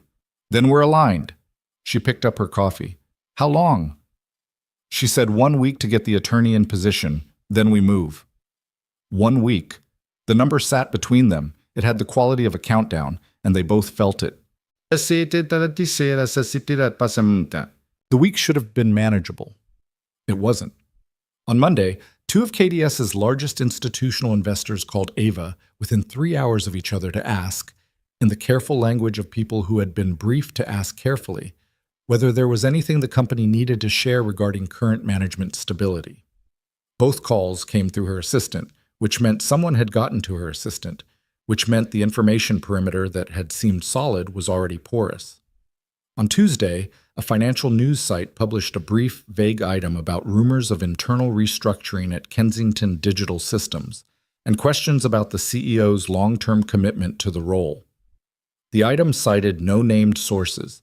It was 3 paragraphs long and carefully written to say nothing that could be specifically refuted while implying everything that needed to be implied. Ava forwarded it to Mason with a single word: Voss. On Wednesday, Mason's supervisor at Maplewood Hills called him into the office before his shift and told him, with visible discomfort, that the center had received a complaint from an anonymous source alleging that Mason had violated patient confidentiality policy by discussing a former resident's medical information with third parties. The supervisor made it clear he didn't personally believe the complaint. Mason's record was clean and the allegation was vague, but protocol required documentation and a formal review process that would take 10 days. Mason sat across from his supervisor and kept his expression level and said the right things. That he understood the process, that he had never discussed any patient information with anyone, that he welcomed the review, and drove home afterward with the specific cold clarity of someone who has just watched the radius expand. This wasn't about Ava anymore. They had reached him, and through him, they'd reached the job. And the job was the insurance, and the insurance was Lucy. He called Ava from his car. "They filed a complaint at my job," he said. "Anonymous, patient confidentiality violation." The silence on her end was 4 seconds long. "Mason, it's fine. My supervisor doesn't believe it. It just starts a review process." "Which threatens your employment." "Which threatens my employment." He kept his voice even. "I'm not calling to report a problem. I'm calling so you know the shape of things. The shape of things is that they're coming after you because they can't come after me directly." Her voice had gone to its flattest register, which he'd learned meant anger she was keeping locked down. "This is because you came to the meeting in Providence." "Probably." "Mason, if they escalate this, 1 week," he said. Claire said 1 week. We're 4 days in. "If something happens to you, nothing is going to happen to me." He meant the words when he said them and was aware, saying them, that meaning them wasn't the same as them being true. "Are you in a safe place to meet tomorrow?" "My apartment. I'm not going to the office until we move." "Good." He started the car. "I'll be there at 10. He didn't sleep much that week. He worked his shifts and came home and lay in bed and stared at the ceiling and ran through scenarios with the methodical focus of someone who had learned, over years of practical problem solving, that panic was less useful than inventory. What did they have? What did the other side have? What was the next decision point, and what were the options at that point? He'd done this with broken infrastructure and blown budgets and a toddler alone in an apartment at 1 a.m, and he could do it now. He called his mother on Thursday, which was not something he did between birthdays, and she heard it in his voice immediately. Not the content, but the register. The specific tone he'd had as a kid when something was serious and he was trying not to show it. "What's happening?" she said. "Nothing I can't handle." "Mason, I mean it. I just wanted to hear your voice." A pause. "Is that allowed?" His mother was quiet for a moment. "Lucy okay?" "Lucy is fine. Lucy is perfect." And that part was true, which helped. Mom, do you think I make decent decisions?" His mother made the sound she made when a question was both simple and not simple at all. "I think you always try to do the right thing," she said. "I think sometimes the right thing costs more than it should." "Yeah." He looked at the ceiling. "Yeah, that tracks." "Is this about the woman?" she said. He hadn't mentioned Ava to his mother. He started to say he didn't know what she was talking about, and then decided he was too tired for that. "It's complicated." "Mason, everything with you is complicated because you pick up weight that other people put down." She paused. "That's not a criticism. It's just, when you decide someone is worth it, You go all the way in. You always have." He didn't say anything. "Just be careful," his mother said. "Not just for yourself, for Lucy." "I know, Mom. I love you. I love you too." He hung up and lay in the dark for a while, and then he got up and looked in on Lucy, who was asleep on her back with one arm thrown over her head, in the boneless sprawl of a child who has no complicated feelings about sleep, and he stood in the doorway and watched her breathe for a moment, and then he went back to bed. Friday morning arrived in the specific way that the last day before something critical arrives, simultaneously fast and stretched. The hours waited differently. Claire had confirmed the federal attorney was in place. The meeting was set for Saturday. Ava had the documentation secured and an attorney she trusted, not KDS counsel, an outside litigator she'd used once before for a personal matter, on standby. Mason was at his kitchen table with coffee at 8 when he heard the knock on the door. It was not a knock he recognized.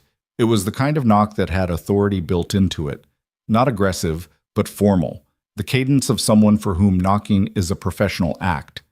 He opened the door. 2 men, suits. The one in front had a badge that he showed briefly and efficiently, the kind of brief that meant he'd done this many times and didn't think the badge required lingering over. "Mason Reed?" the man said. "Yeah. I'm Agent Collis. This is Agent Park. We're with the FBI. We have a warrant for your arrest." He said it the way you'd say anything logistical. "The charge is corporate espionage. We need you to come with us." Mason stood in the doorway of his own house and felt the floor of the world tilt. Not collapse. Tilt. The specific lurch of something that has been stable proving it wasn't. "I'd like to see the warrant," he said. They showed him. The document was real. He'd done enough contract work to know what real official documentation looked like, and this was it, clean and specific and wrong. It alleged that Mason Reed had accessed proprietary Kensington Digital Systems technical documentation without authorization and transmitted materials to an unspecified third party. The complainant was listed as Kensington Digital Systems, Inc., acting through its board of directors. Not through Ava, through the board. "My daughter is upstairs," he said. "She's 7. I need to call her." "You can make a call from the vehicle," Agent Collis said, not unkindly. "She needs someone to come here before I leave. I need to call our neighbor." Collis looked at his partner, then back at Mason. "You have 2 minutes." Mason called Mrs. Calloway, who answered on the second ring and said she'd be there in 5 minutes without asking any questions, which was one of the things he would remember about her later. He went upstairs. Lucy was awake. She'd heard the knock and was sitting up in bed with the alert expression of someone who had learned to read the sound of unexpected things. "Dad?" she said. He sat on the edge of her bed. He took her hand. He kept his voice very steady.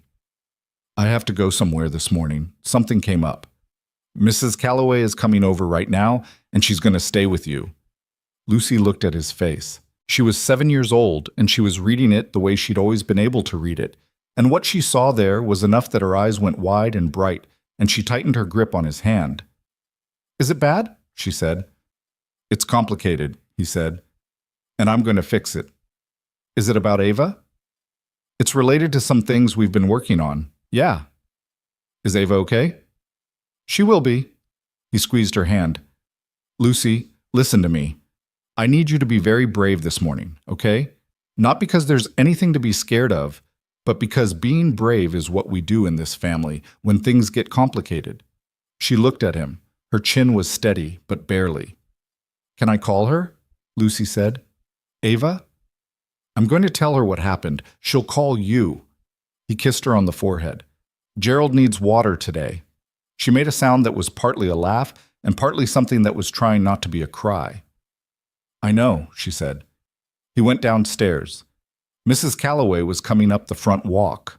He met her at the door and told her what he could in 30 seconds. And she took his arm briefly and said, "Go, we're fine." And he believed her. He walked to the car between the 2 agents. It was a Friday morning. The neighborhood was doing its ordinary Friday morning. Sprinklers, a kid on a bike, someone's car radio. He got in the back of the government vehicle and took out his phone and called Ava. She answered before the first ring finished. Mason. They arrested me. Corporate espionage.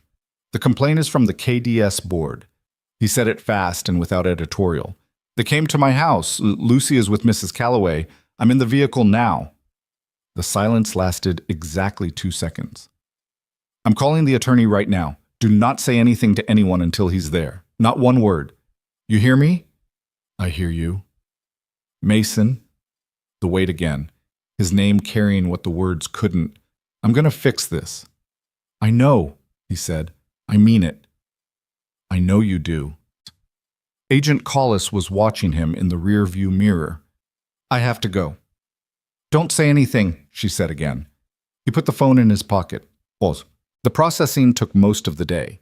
The attorney, a man named David Park, no relation to the agent, who arrived at the federal building in Providence at 11 with the composure of someone who had cleared his entire schedule the moment his phone had rung, spent 40 minutes with Mason in a consultation room before anything else happened.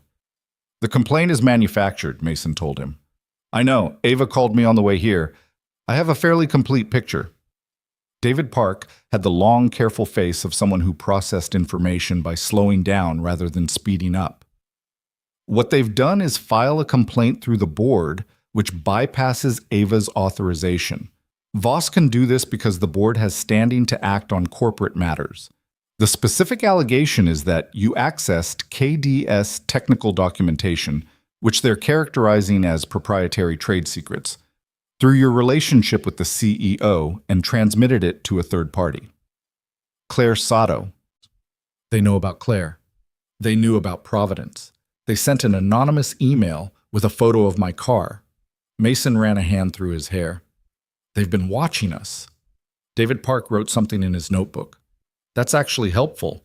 If they've been conducting surveillance on Ava outside of any legal process, that's a problem for them. He tapped the pen on the page. Here's where we are. The charge as filed is thin. The documentation of your alleged access is vague, and they don't have a lot of time before it starts looking flimsy. They're not trying to convict you, Mason. They're trying to stop the clock. If you're processing through the federal system, Ava is paralyzed. She can't move on the SEC filing without you, and the optics of the CEO's associate being arrested for corporate espionage give Voss exactly the narrative he's been building. The unstable CEO and the man she's working with. Exactly. David Park closed the notebook. We're going to file for a bail hearing this afternoon. Given the thinness of the charge and your clean record, we'll get you out today or tomorrow morning at the latest. In the meantime, Ava is not stopping. He looked at Mason steadily. She asked me to tell you specifically, she is not stopping. Mason nodded. She also told me to tell you the whistling thing is going to work out, David Park said, with the expression of a man reading a message he doesn't fully understand. Something in Mason's chest moved. Tell her I said good. He was processed, photographed, and put in a holding room for 4 hours. The holding room had a table and 2 chairs and a window with wire mesh and the smell of institutional coffee and old waiting. He sat and thought about structure, the way engineers thought about structure when they were trying to understand where a system was under stress. Where were the load-bearing points? Where were the joints that could fail? What was the whole design trying to do? Voss had made his move fast, which meant Claire's timeline was a threat he'd felt. The arrest was a pressure tactic, not a legal strategy. David Park was right about that. But pressure tactics worked when the person being pressured was alone, or scared, or had something to lose that they couldn't protect. He thought about Lucy at home with Mrs. Calloway, probably explaining to Gerald in detail why the situation was temporary. He thought about Ava making phone calls, running the problem the way she ran every problem. Systematically, without flinching, the way someone ran a $6 billion company while managing panic attacks in private. He thought about Daniel Marsh and his compressed left-leaning handwriting. The door opened at 3:15. David Park came in with a bail authorization and the expression of a man who had won an argument he'd expected to win. Bail's approved. Standard conditions. You're not going anywhere. You're available for proceedings. He set papers on the table. You're out, and Ava has something to tell you. Mason signed where he needed to sign. Passé. He came out of the federal building into the late afternoon, and Ava was standing on the steps. He'd expected her to be at her apartment, or in David Park's office, or anywhere that wasn't the front steps of a federal building where anyone with a camera phone could place her at the scene of her associate's arrest. She was on the steps. She looked, when she saw him, like someone who had been holding something together by force of will for 6 hours and had just been told they could put it down. She didn't hug him. That was not who either of them were in that moment, or not yet, or not there. But she walked toward him and stopped close enough that he could see exactly what the last 6 hours had cost her, which was considerable. "You didn't have to be here," he said. "I know. It's not a good look for the narrative Voss is building. I don't care about the narrative today." She looked at him steadily. "I care about you coming out of that building." He looked at her. Around them, the afternoon was doing its late Friday thing. Traffic, sunlight on concrete, the particular looseness of the city at the end of a week. Normal life conducting itself around the abnormal thing they were standing in the middle of. "The attorney said you're not stopping," he said. "I'm not stopping." "What happened while I was inside?" She straightened slightly. The controlled register came back. Not the mask, he'd learned to tell the difference, but the real version of it. The one that was genuinely her, the woman who had built a $6 billion company from a co-working desk, who had carried Daniel's death for 4 years, who had walked into board meetings knowing people in the room might have blood on their hands, and had done it without blinking. "Claire finished the supplementary analysis," she said, "and I spoke with 2 people who used to work for KDS who have agreed to give testimony. People who were in rooms when certain decisions were made." She paused. "And tomorrow morning at 10 o'clock, I have a shareholder meeting." "You called an emergency shareholder meeting." "I had my attorney call it. It's within my rights as CEO." She held his gaze. "I'm not waiting for Voss to finish what he started. I'm not filing quietly with the SEC and watching it move through channels while he campaigns to remove me." Her voice was level and hard and sure. "I'm going to walk into that room tomorrow morning with 61 pages of forensic analysis and witness testimony and 4 years of silence I'm done keeping, and I am going to end this in public, where he can't bury it." Mason looked at her for a long moment. "That's a high-risk move," he said. "Everything is a risk. This one is mine." He thought about what she'd said the first time she told him that, and about the difference between then and now.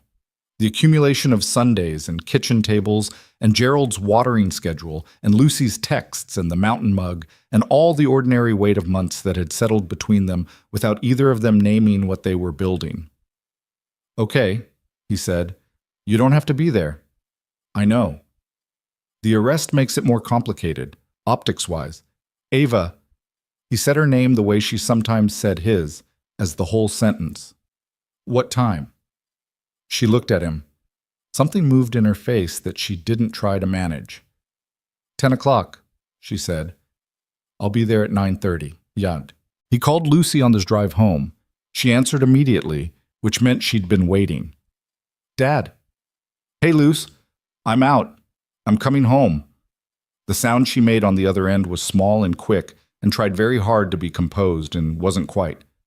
"I watered Gerald," she said after a second. "Good. Mrs. Calloway made mac and cheese. The good kind?" "From scratch. She grates the cheese herself." A pause. "Dad, are you actually okay?" "I'm actually okay," he said. And it was true, or at least the version of true that mattered right now. He was out, and the car was moving, and tomorrow at 10 o'clock something was going to happen that had been coming for 4 years, and that Daniel Marsh had started and couldn't finish. And Ava was going to finish it in a room full of people who had spent years underestimating her, which was the last mistake they were going to make. "Ava's okay too?" Lucy said. "Yeah, she's got work tomorrow." "The important kind?" He thought about 61 pages of analysis and 2 witnesses and a woman who had been awake for 48 hours and was still standing on the front steps of a federal building because she cared about whether he came out. "The most important kind," he said. He pulled into his street. He could see the light on in the kitchen from half a block away. Mrs. Calloway's light, warm and ordinary, the light of someone keeping the house until he got back. He parked and got out, and walked to the door, and before he could knock, it opened, because Lucy had been watching for his headlights, and she stood in the doorway in her rabbit pajamas with her hair a disaster and her arms already reaching, and he went down on one knee in the doorway and held her, and she held him back with the complete, uncomplicated force of someone who has been waiting all day to do exactly this and doesn't see any reason to do it halfway. "I missed you," she said into his shoulder. "I know," he said. "I know." He held on for a moment longer than he needed to and then stood up, and Mrs. Calloway was in the hallway behind Lucy with her hands folded and her expression saying everything it needed to say without words, and Mason nodded at her, and she nodded back. He looked at his daughter. "Show me Gerald," he said. She took his hand and pulled him toward the kitchen, already talking. He didn't sleep much the night before the shareholder meeting. He lay in bed and listened to the house and thought about a lot of things. About the morning at the gas station when Voss had smiled at him with that engineered warmth and told him Ava wasn't thinking clearly. About the federal building's holding room and the wire mesh window. About Lucy's arms in the doorway. About Daniel Marsh, who had been 41 years old and done everything right and not made it to the Monday morning where he'd planned to use what he'd built. He got up at 5:30 and made coffee and sat at the kitchen table in the dark with Gerald on the windowsill doing the thing plants did at night, just existing, quietly, not asking anything of the moment. He thought about what his mother had said. You always try to do the right thing. Sometimes the right thing costs more than it should. He thought she was right about both parts. He thought about the specific shape of what this had cost. The complaint at work, the arrest, the 2 weeks of tightness and surveillance, and the feeling of a perimeter narrowing. He thought about what it might still cost, depending on how the morning went. And he sat with all of that at 5:30 in the morning and found, somewhat to his own surprise, that he didn't regret the direction he'd walked in. There was a thing Mason had understood for a while, though he'd never put it into words anyone else could hear, that the way you found out who you actually were wasn't in the ordinary days, the ones that ran on routine and asked nothing particular of you. It was in the days that required a decision, not the dramatic ones necessarily. Sometimes the most revealing decision was the small one. Do you stop when someone looks like they need stopping for? Or do you keep walking? Do you sit down for 10 minutes even though your feet hurt? Do you pick up the stone that isn't your stone to pick up because it's loose and it might catch someone's foot? He'd made the same decision every time, which told him something about himself that he was, at 5:30 in the morning with bad coffee and a borrowed kitchen window and everything still unresolved, quietly okay with. The shareholder meeting was held in the KDS headquarters conference center, 14th floor, which Ava had selected with deliberate intent. Not a neutral hotel room, not an outside venue, but the building she'd built, the space that was most completely hers, on ground that belonged to her before it belonged to any of the people who were trying to take it. Mason arrived at 9:25. Ava had texted him a floor access code the night before, which got him past the lobby security desk without the kind of interaction that might generate a record. He took the elevator to the 14th floor and found her in the small anteroom adjacent to the main conference space, with David Park and Claire Sato and a woman he didn't know who turned out to be a federal attorney named Patricia Wen, who had driven up from New York that morning and had the efficient, contained energy of someone who had agreed to be here because she'd looked at 61 pages of analysis and decided it was the most important place she could be. Ava was standing at the window when he came in. She turned and looked at him, and for a moment neither of them said anything. She was dressed in a dark charcoal suit that he'd never seen, more formal than her usual boardroom presentation, which he understood was intentional. This was not a CEO managing routine business. This was a CEO walking into war in her own house. "How are you?" she said. "I'm here." "That's what I asked." "I know." He looked at her. "I'm good. How are you?" "I've been better. I've also been a lot worse." She turned back to the window briefly, then back to him. "I talked to Lucy this morning." "She called you?" 6:45. "She wanted me to know Gerald was doing well, and also that she was going to try to whistle for me when I came over next week." A pause. "She said to tell you that being brave is what your family does." Mason looked at his hands for a moment. "She's a remarkable kid," Ava said. "She has no idea," he said. "She's just being herself." "That's what makes it remarkable." Patricia Wen appeared at the anteroom door. Ms. Kensington, they're starting to arrive. Ava nodded. She adjusted her jacket, not nervously, but the way a person settles into something before lifting it. She looked at Mason once more. Whatever happens in that room, she said, I need you to know that the last 7 months, what you did, how you showed up, I don't have the right words for it, and I'm not going to try right now. But I know what it is. He held her gaze. Go end this, he said. She walked through the door. Mason watched through the glass partition at the side of the conference room, which was standard observation infrastructure built for exactly this kind of situation. Board observers, legal counsel, overflow attendees. He stood next to Claire Sato, who had her arms crossed, and the look of someone who had done the work and was now watching the work become real. The room filled in 20 minutes. 46 shareholders, plus board members, plus legal teams, plus 3 people Mason didn't recognize who turned out later to be SEC observers. Patricia Wen had made a call the previous afternoon, not to file, but to advise that something was happening that the commission would want to have a record of. The observers were there with consent, logged formally, which meant whatever happened in the next 2 hours was already inside a system that couldn't be quietly edited afterward. Harlan Voss arrived 4 minutes before 10. He took his seat at the far end of the board section with the ease of someone who had decided the morning was already his, and Mason watched him scan the room and find Ava at the head of the table and something in his expression, some small recalibration, when he saw Patricia Wen seated to her left and the SEC observers along the back wall. The recalibration lasted about 2 seconds. Then the practiced warmth came back. Mason thought, he still thinks he can manage it. He was wrong. Ava opened without preamble. She didn't do a quarterly review. She didn't do housekeeping items or procedural openings or any of the softening architecture that usually preceded something difficult in corporate settings.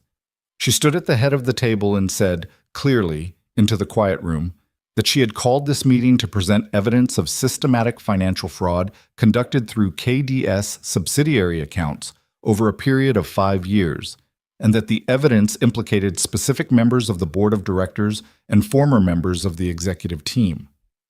The room changed temperature immediately. Not chaos. These were people trained to keep their faces and bodies still in high-stakes situations. But a collective shift, a tightening, the sound of oxygen being briefly consumed. Voss said, Ms. Kensington, I'm not sure this is the appropriate forum for— It is, Ava said. Sit down, Harlan. He sat. He hadn't meant to, Mason suspected. It had happened the way things happen when someone's authority is suddenly and completely recontextualized. Claire had prepared a presentation that ran through the documentation in 40 minutes. She stood at the head of the room beside Ava and walked through it.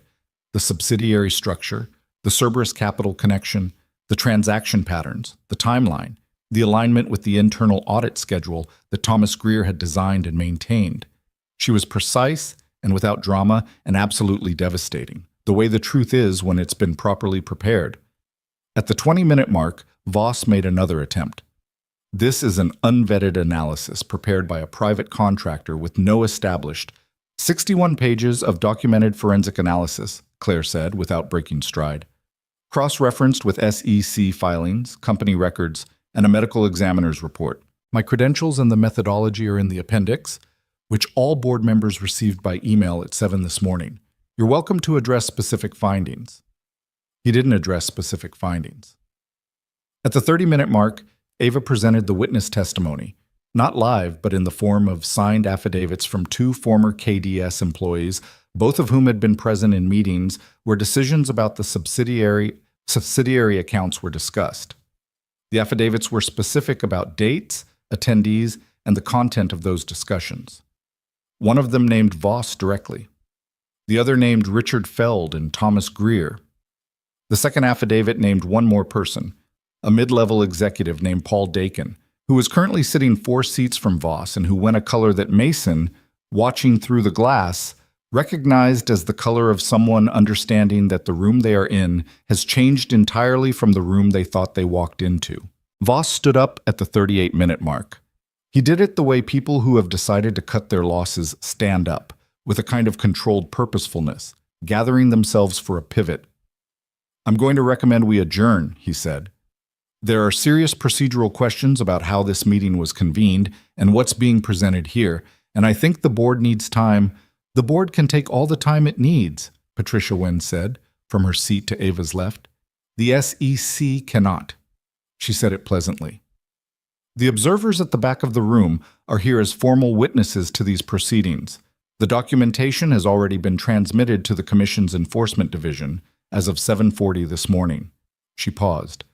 Sitting down or standing up, adjourning or continuing, none of that changes what's already been filed. The room went very still. Voss stood at the end of the table. Mason watched his face, watched the practiced warmth fail to load, watched the calculation run and come back empty, watched a man who had spent years in rooms he controlled understand that he was no longer in a room he controlled. He sat down. The meeting ran for another hour and 40 minutes. By the end of it, 3 board members had formally recused themselves pending investigation, which was the legal version of putting their hands up. Paul Daken had left the room quietly at the hour mark, accompanied by his own attorney who had materialized from somewhere in the back and had not returned. Patricia Wen had spoken twice more, both times briefly, both times in the measured tone of someone who is being pleasant because they have already won, and pleasantness costs nothing. Ava spoke for the last 20 minutes. She spoke about Daniel Marsh.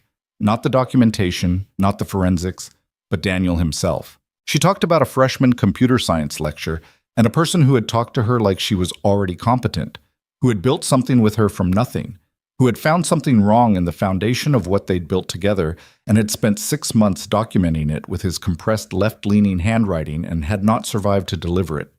The room was completely quiet. "I don't know what happened to Daniel," she said. "I have my belief. What I know is that he found this, and he built the case that eventually became what Claire presented to you this morning. And he deserved to be in this room today, and he isn't." She paused. "What I can do is finish what he started. That's what this morning is." She looked at the room. Kensington Digital Systems was built by people who worked hard and believed in what they were making. Most of the people in this room are those people. What happened in those subsidiary accounts was a theft, not just of money, but of what this company was supposed to be. She straightened. "I intend to make sure it's the last thing stolen from here." She sat down. The room, for a moment, had nothing to offer in response. It came apart quickly after that, the way structures do when the load-bearing element is removed. Harlan Voss was formally escorted from the building by legal counsel and 2 federal agents who had been, Mason learned afterward, waiting in the lobby since 9:15. Richard Feld, who had not been at the meeting because he was in retirement in Florida, received a visit at his home the same morning. Patricia Wen's office had coordinated both actions to happen simultaneously to prevent any coordination between the parties. Thomas Greer surrendered voluntarily through his attorney 2 days later, which his attorney characterized as cooperation and which the federal prosecutors characterized as recognition of an untenable position. The formal arrests, the charges, the subsequent news cycle, all of that happened in the weeks that followed with a speed that reflected the completeness of the documentation. When 61 pages of forensic analysis are backed by witness affidavits and SEC filing cross-references, and the testimony of a methodical forensic accountant who had filled in every gap Daniel Marsh had left, there was not much room for the defense to operate in. Mason's charges were dropped within 72 hours of the shareholder meeting, which David Park described as one of the faster dismissals he'd seen, and which reflected, he said, the fact that the charge had been thin to begin with, and the people who'd filed it were now significantly occupied with their own legal situations. The disciplinary review at Maplewood Hills was also closed. The center's administration had been watching the news cycle with, Mason suspected, considerable discomfort about the anonymous complaint they'd processed. And when his supervisor called to tell him the review was concluded with no finding, he said it with the tone of someone who wanted the conversation to be brief. Mason told him he appreciated it and that he'd be in for his regular shift Thursday, and they both acted like the preceding 2 weeks had been a brief administrative matter, which was the easiest way to move forward and which Mason had no objection to.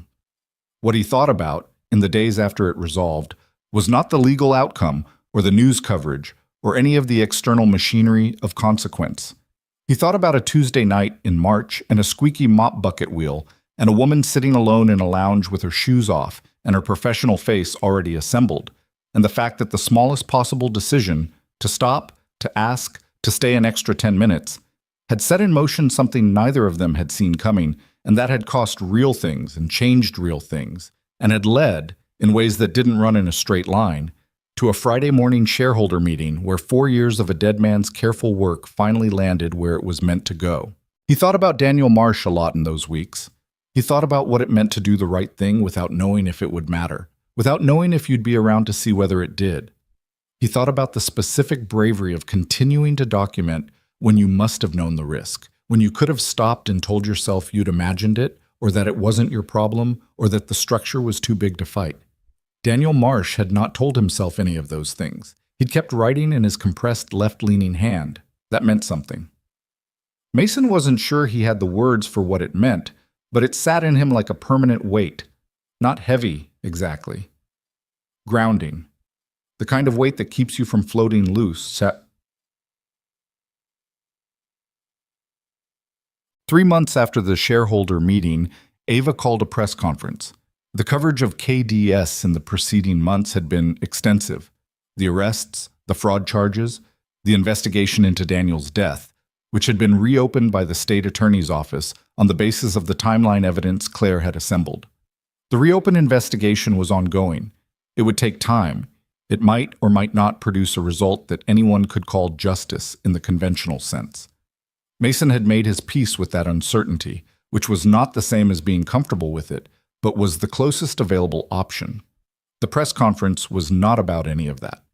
Ava stood at a podium in the KDS headquarters lobby, which had been cleared of its usual afternoon foot traffic, and announced that she was stepping back from day-to-day management of the company. She named a new CEO, an internal appointment, a woman named Sarah Cho, who had been with KDS for 9 years and who had been in the shareholder meeting room and had gone home that evening and called Ava and said simply, "Tell me what you need."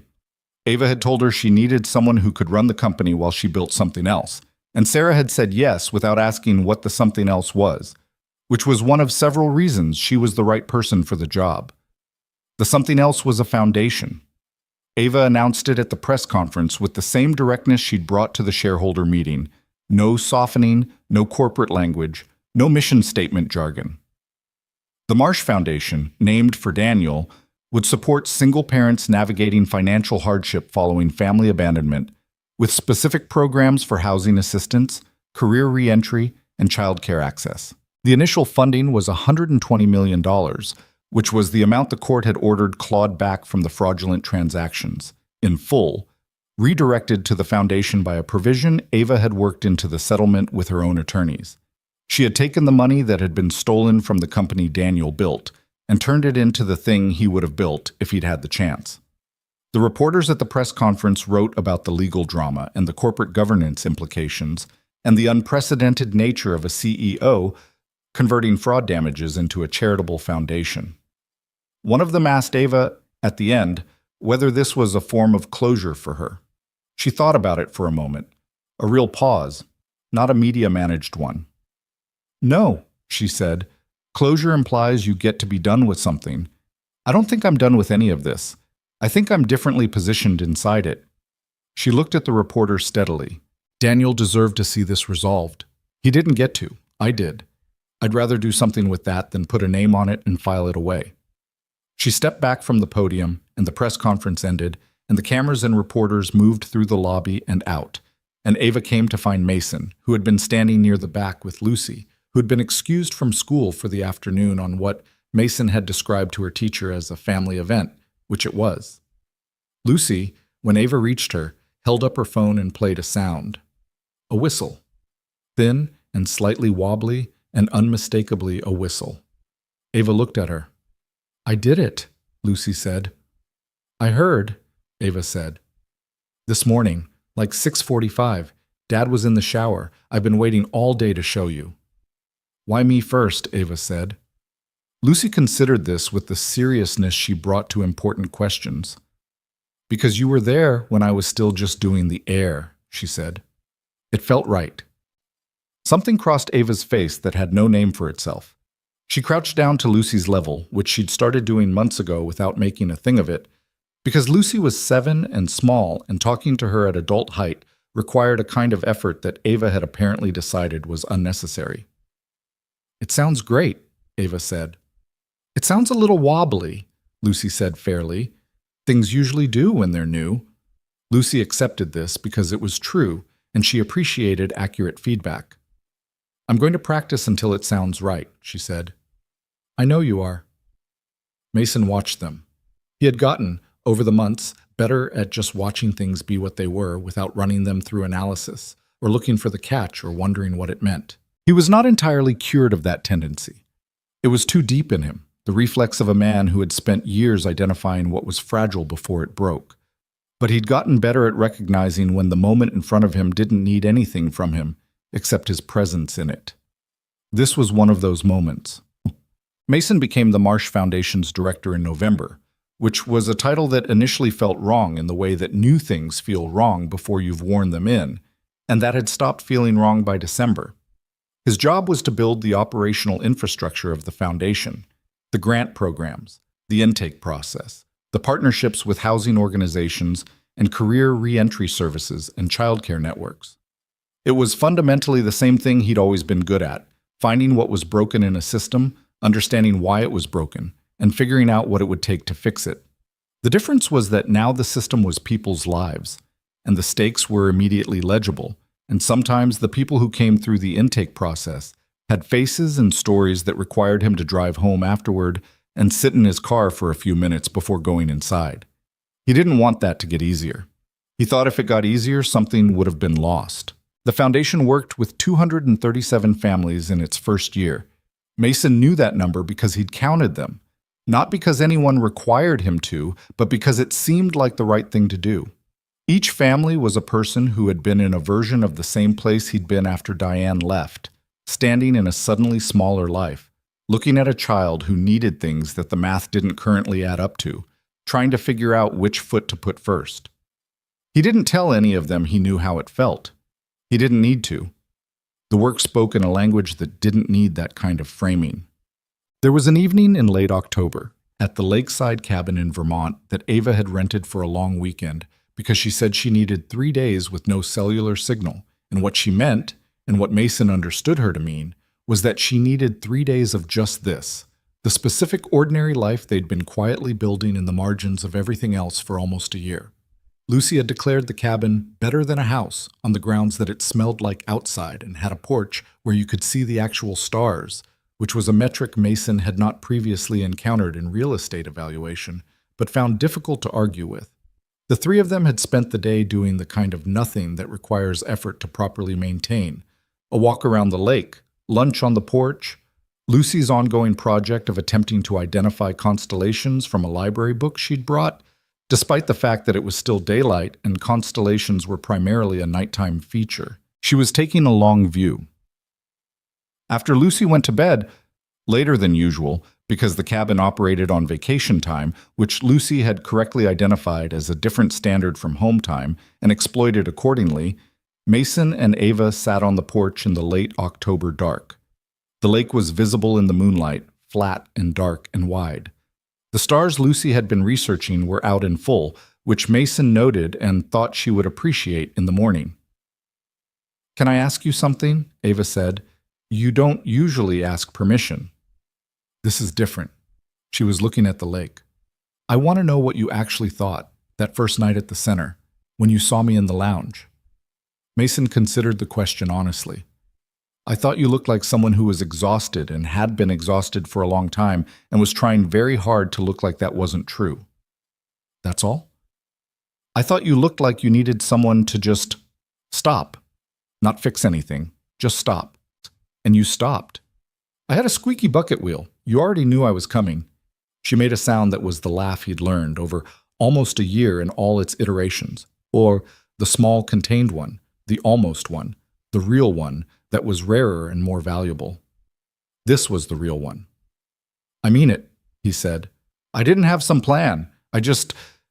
You looked like a person who needed a person. That's all." Ava was quiet for a moment. The lake did its quiet thing. Somewhere in the trees, something made a brief sound and went silent. "I've been thinking about what I want to say to you," she said, "for about 3 months. And I keep writing it in my head, and it keeps coming out like a presentation, with structure and supporting points. And I keep throwing it away because you are specifically the last person I should be giving a presentation to." "You can give me a presentation." "I don't want to." She turned to look at him. "I want to just say it." He looked back at her. The moonlight on the lake was behind her, and her face was in the kind of partial dark that made it easier to see things clearly, somehow. "Then say it," he said.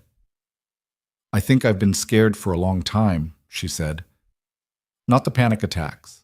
Before that, underneath that. I built the company and I got good at the control, and the control was about fear. Fear that if I wasn't always managing every variable, everything would collapse." She paused. "And then I met a man with a squeaky mop bucket who didn't want anything from me, and whose daughter texts me about plants, and who walked into a federal building arrest like he was going to the DMV, and the thing that scared me most about all of it was how much I didn't want to lose it." Mason didn't say anything.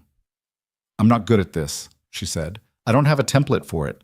I spent a decade being very, very good at the company, and I'm starting from approximately 0 at the personal version, and it is—" She stopped. "It is uncomfortable, and I'm doing it anyway." "I know you are," he said. "I need you to know that I know what this is. It's not gratitude. It's not because you helped me. It's because—" She stopped again. "Because you are specific. You're not a general category of person that I've added to my life. You're you. And Lucy is Lucy. And I don't want a version of this that's different." He looked at her for a long moment. "Ava," he said. "What?" "I know." She looked at him. "You know what?" "I know what you're saying. I've known for a while." He shifted toward her slightly. "I'm not great at speeches either, but I know what this is. I've known what it was since probably the farmer's market, if I'm honest." "The kettle corn." Lucy decided in 4 minutes. "I was maybe a little slower." She looked at him. In the partial dark of the porch, with the lake behind her and the October air doing its cold, clean thing, she looked like herself. Not the CEO, not the woman at the shareholder meeting podium, not the patient in the rehabilitation center lounge. Just herself, specific and real and present. "So we're doing this," she said.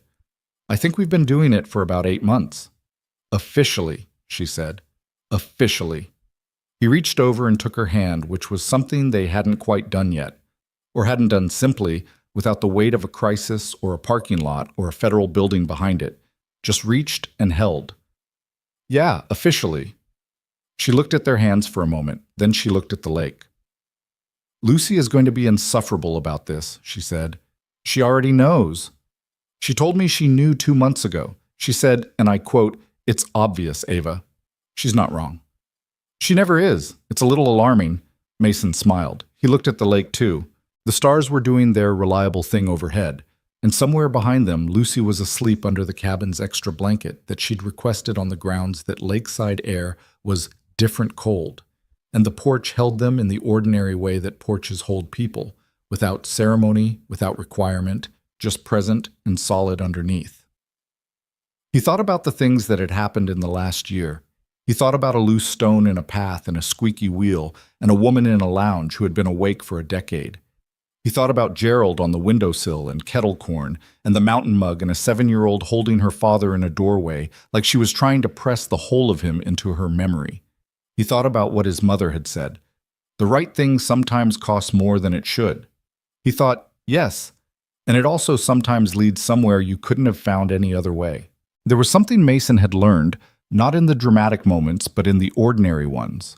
In the kitchen at 5:30, in the maintenance corridor, in the parking lot after a night shift, that he couldn't have told you at 32 and could almost tell you now.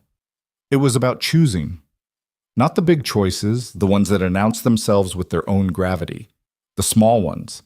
The ones that nobody gives you credit for because nobody sees them. The choice to stop when someone looks tired. The choice to listen all the way through. The choice to pick up weight that isn't technically yours because it's loose and someone might fall. The choice to stay when everything reasonable would tell you to keep walking. He thought those small choices were where everything that mattered actually happened, not in the shareholder meetings or the federal buildings or the press conferences. In the 10 minutes on the floor of a lounge at midnight, talking about a 7-year-old who couldn't whistle yet. He thought most people knew this somewhere. He thought most people forgot it anyway, because the world rewarded the other kind of choice, the strategic one, the one that protected your own perimeter. He thought Ava had known it once, before the company had asked her to forget it. He thought she was remembering now.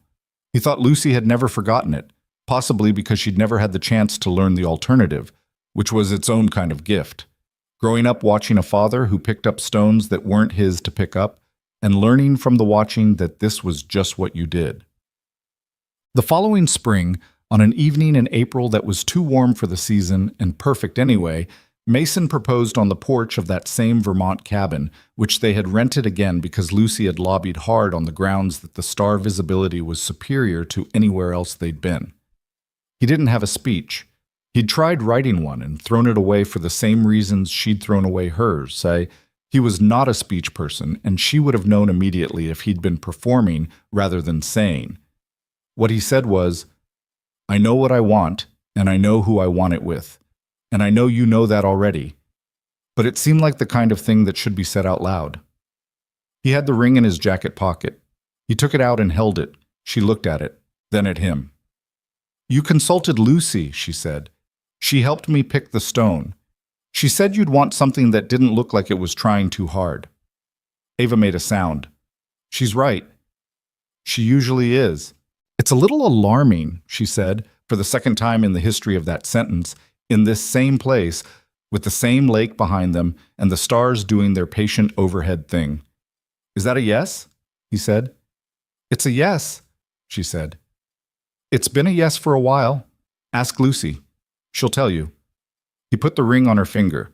It fit, because Lucy had borrowed one of Ava's rings from the bathroom counter 3 weeks ago and presented it to the jeweler with the gravity of someone completing a professional commission, which Mason had witnessed and not been able to explain without giving everything away.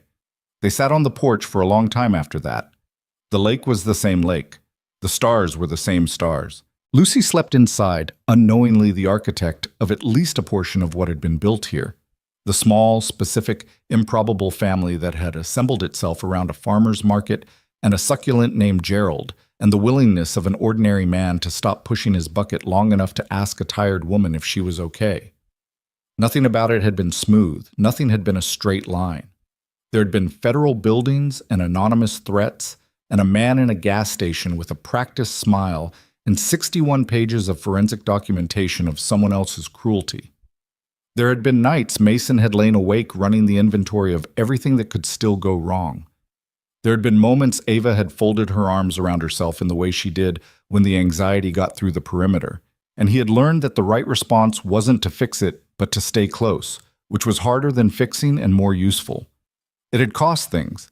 It had cost them both real things, and it had been worth it in the way that the right things are worth it. Not because the return justified the investment, like a financial calculation, but because the direction was true, because it was the thing they were each supposed to be doing, in the way that you recognize something as right, not because it's easy, but because it fits, because it's yours, because turning away from it would cost something you couldn't afford to lose. Mason had a daughter who could whistle now, thin and wobbly and entirely her own. He had a foundation and 237 families who had needed a door and found one. He had a woman beside him who was learning, imperfectly and with great determination, how to occupy a life rather than just manage one. He had a kitchen table with a scratch along the side, and a plant named Gerald, and a mug with a faded mountain on it that belonged to someone else now, officially, by a 7-year-old's designation. It was not a smooth or a simple life. It was specific and complicated and made of actual things, and it was his, and he was grateful for it in the way he was grateful for most things. Quietly, practically, in the way you are grateful for something when you understand clearly what you would have lost if it had gone differently. The lake held the moonlight. The stars held their positions. And somewhere inside the cabin, Lucy Reed slept with her rabbit and her library book of constellations and the complete, uncomplicated certainty that the world was full of things worth learning the names of. and that the people who mattered most were exactly where they were supposed to be.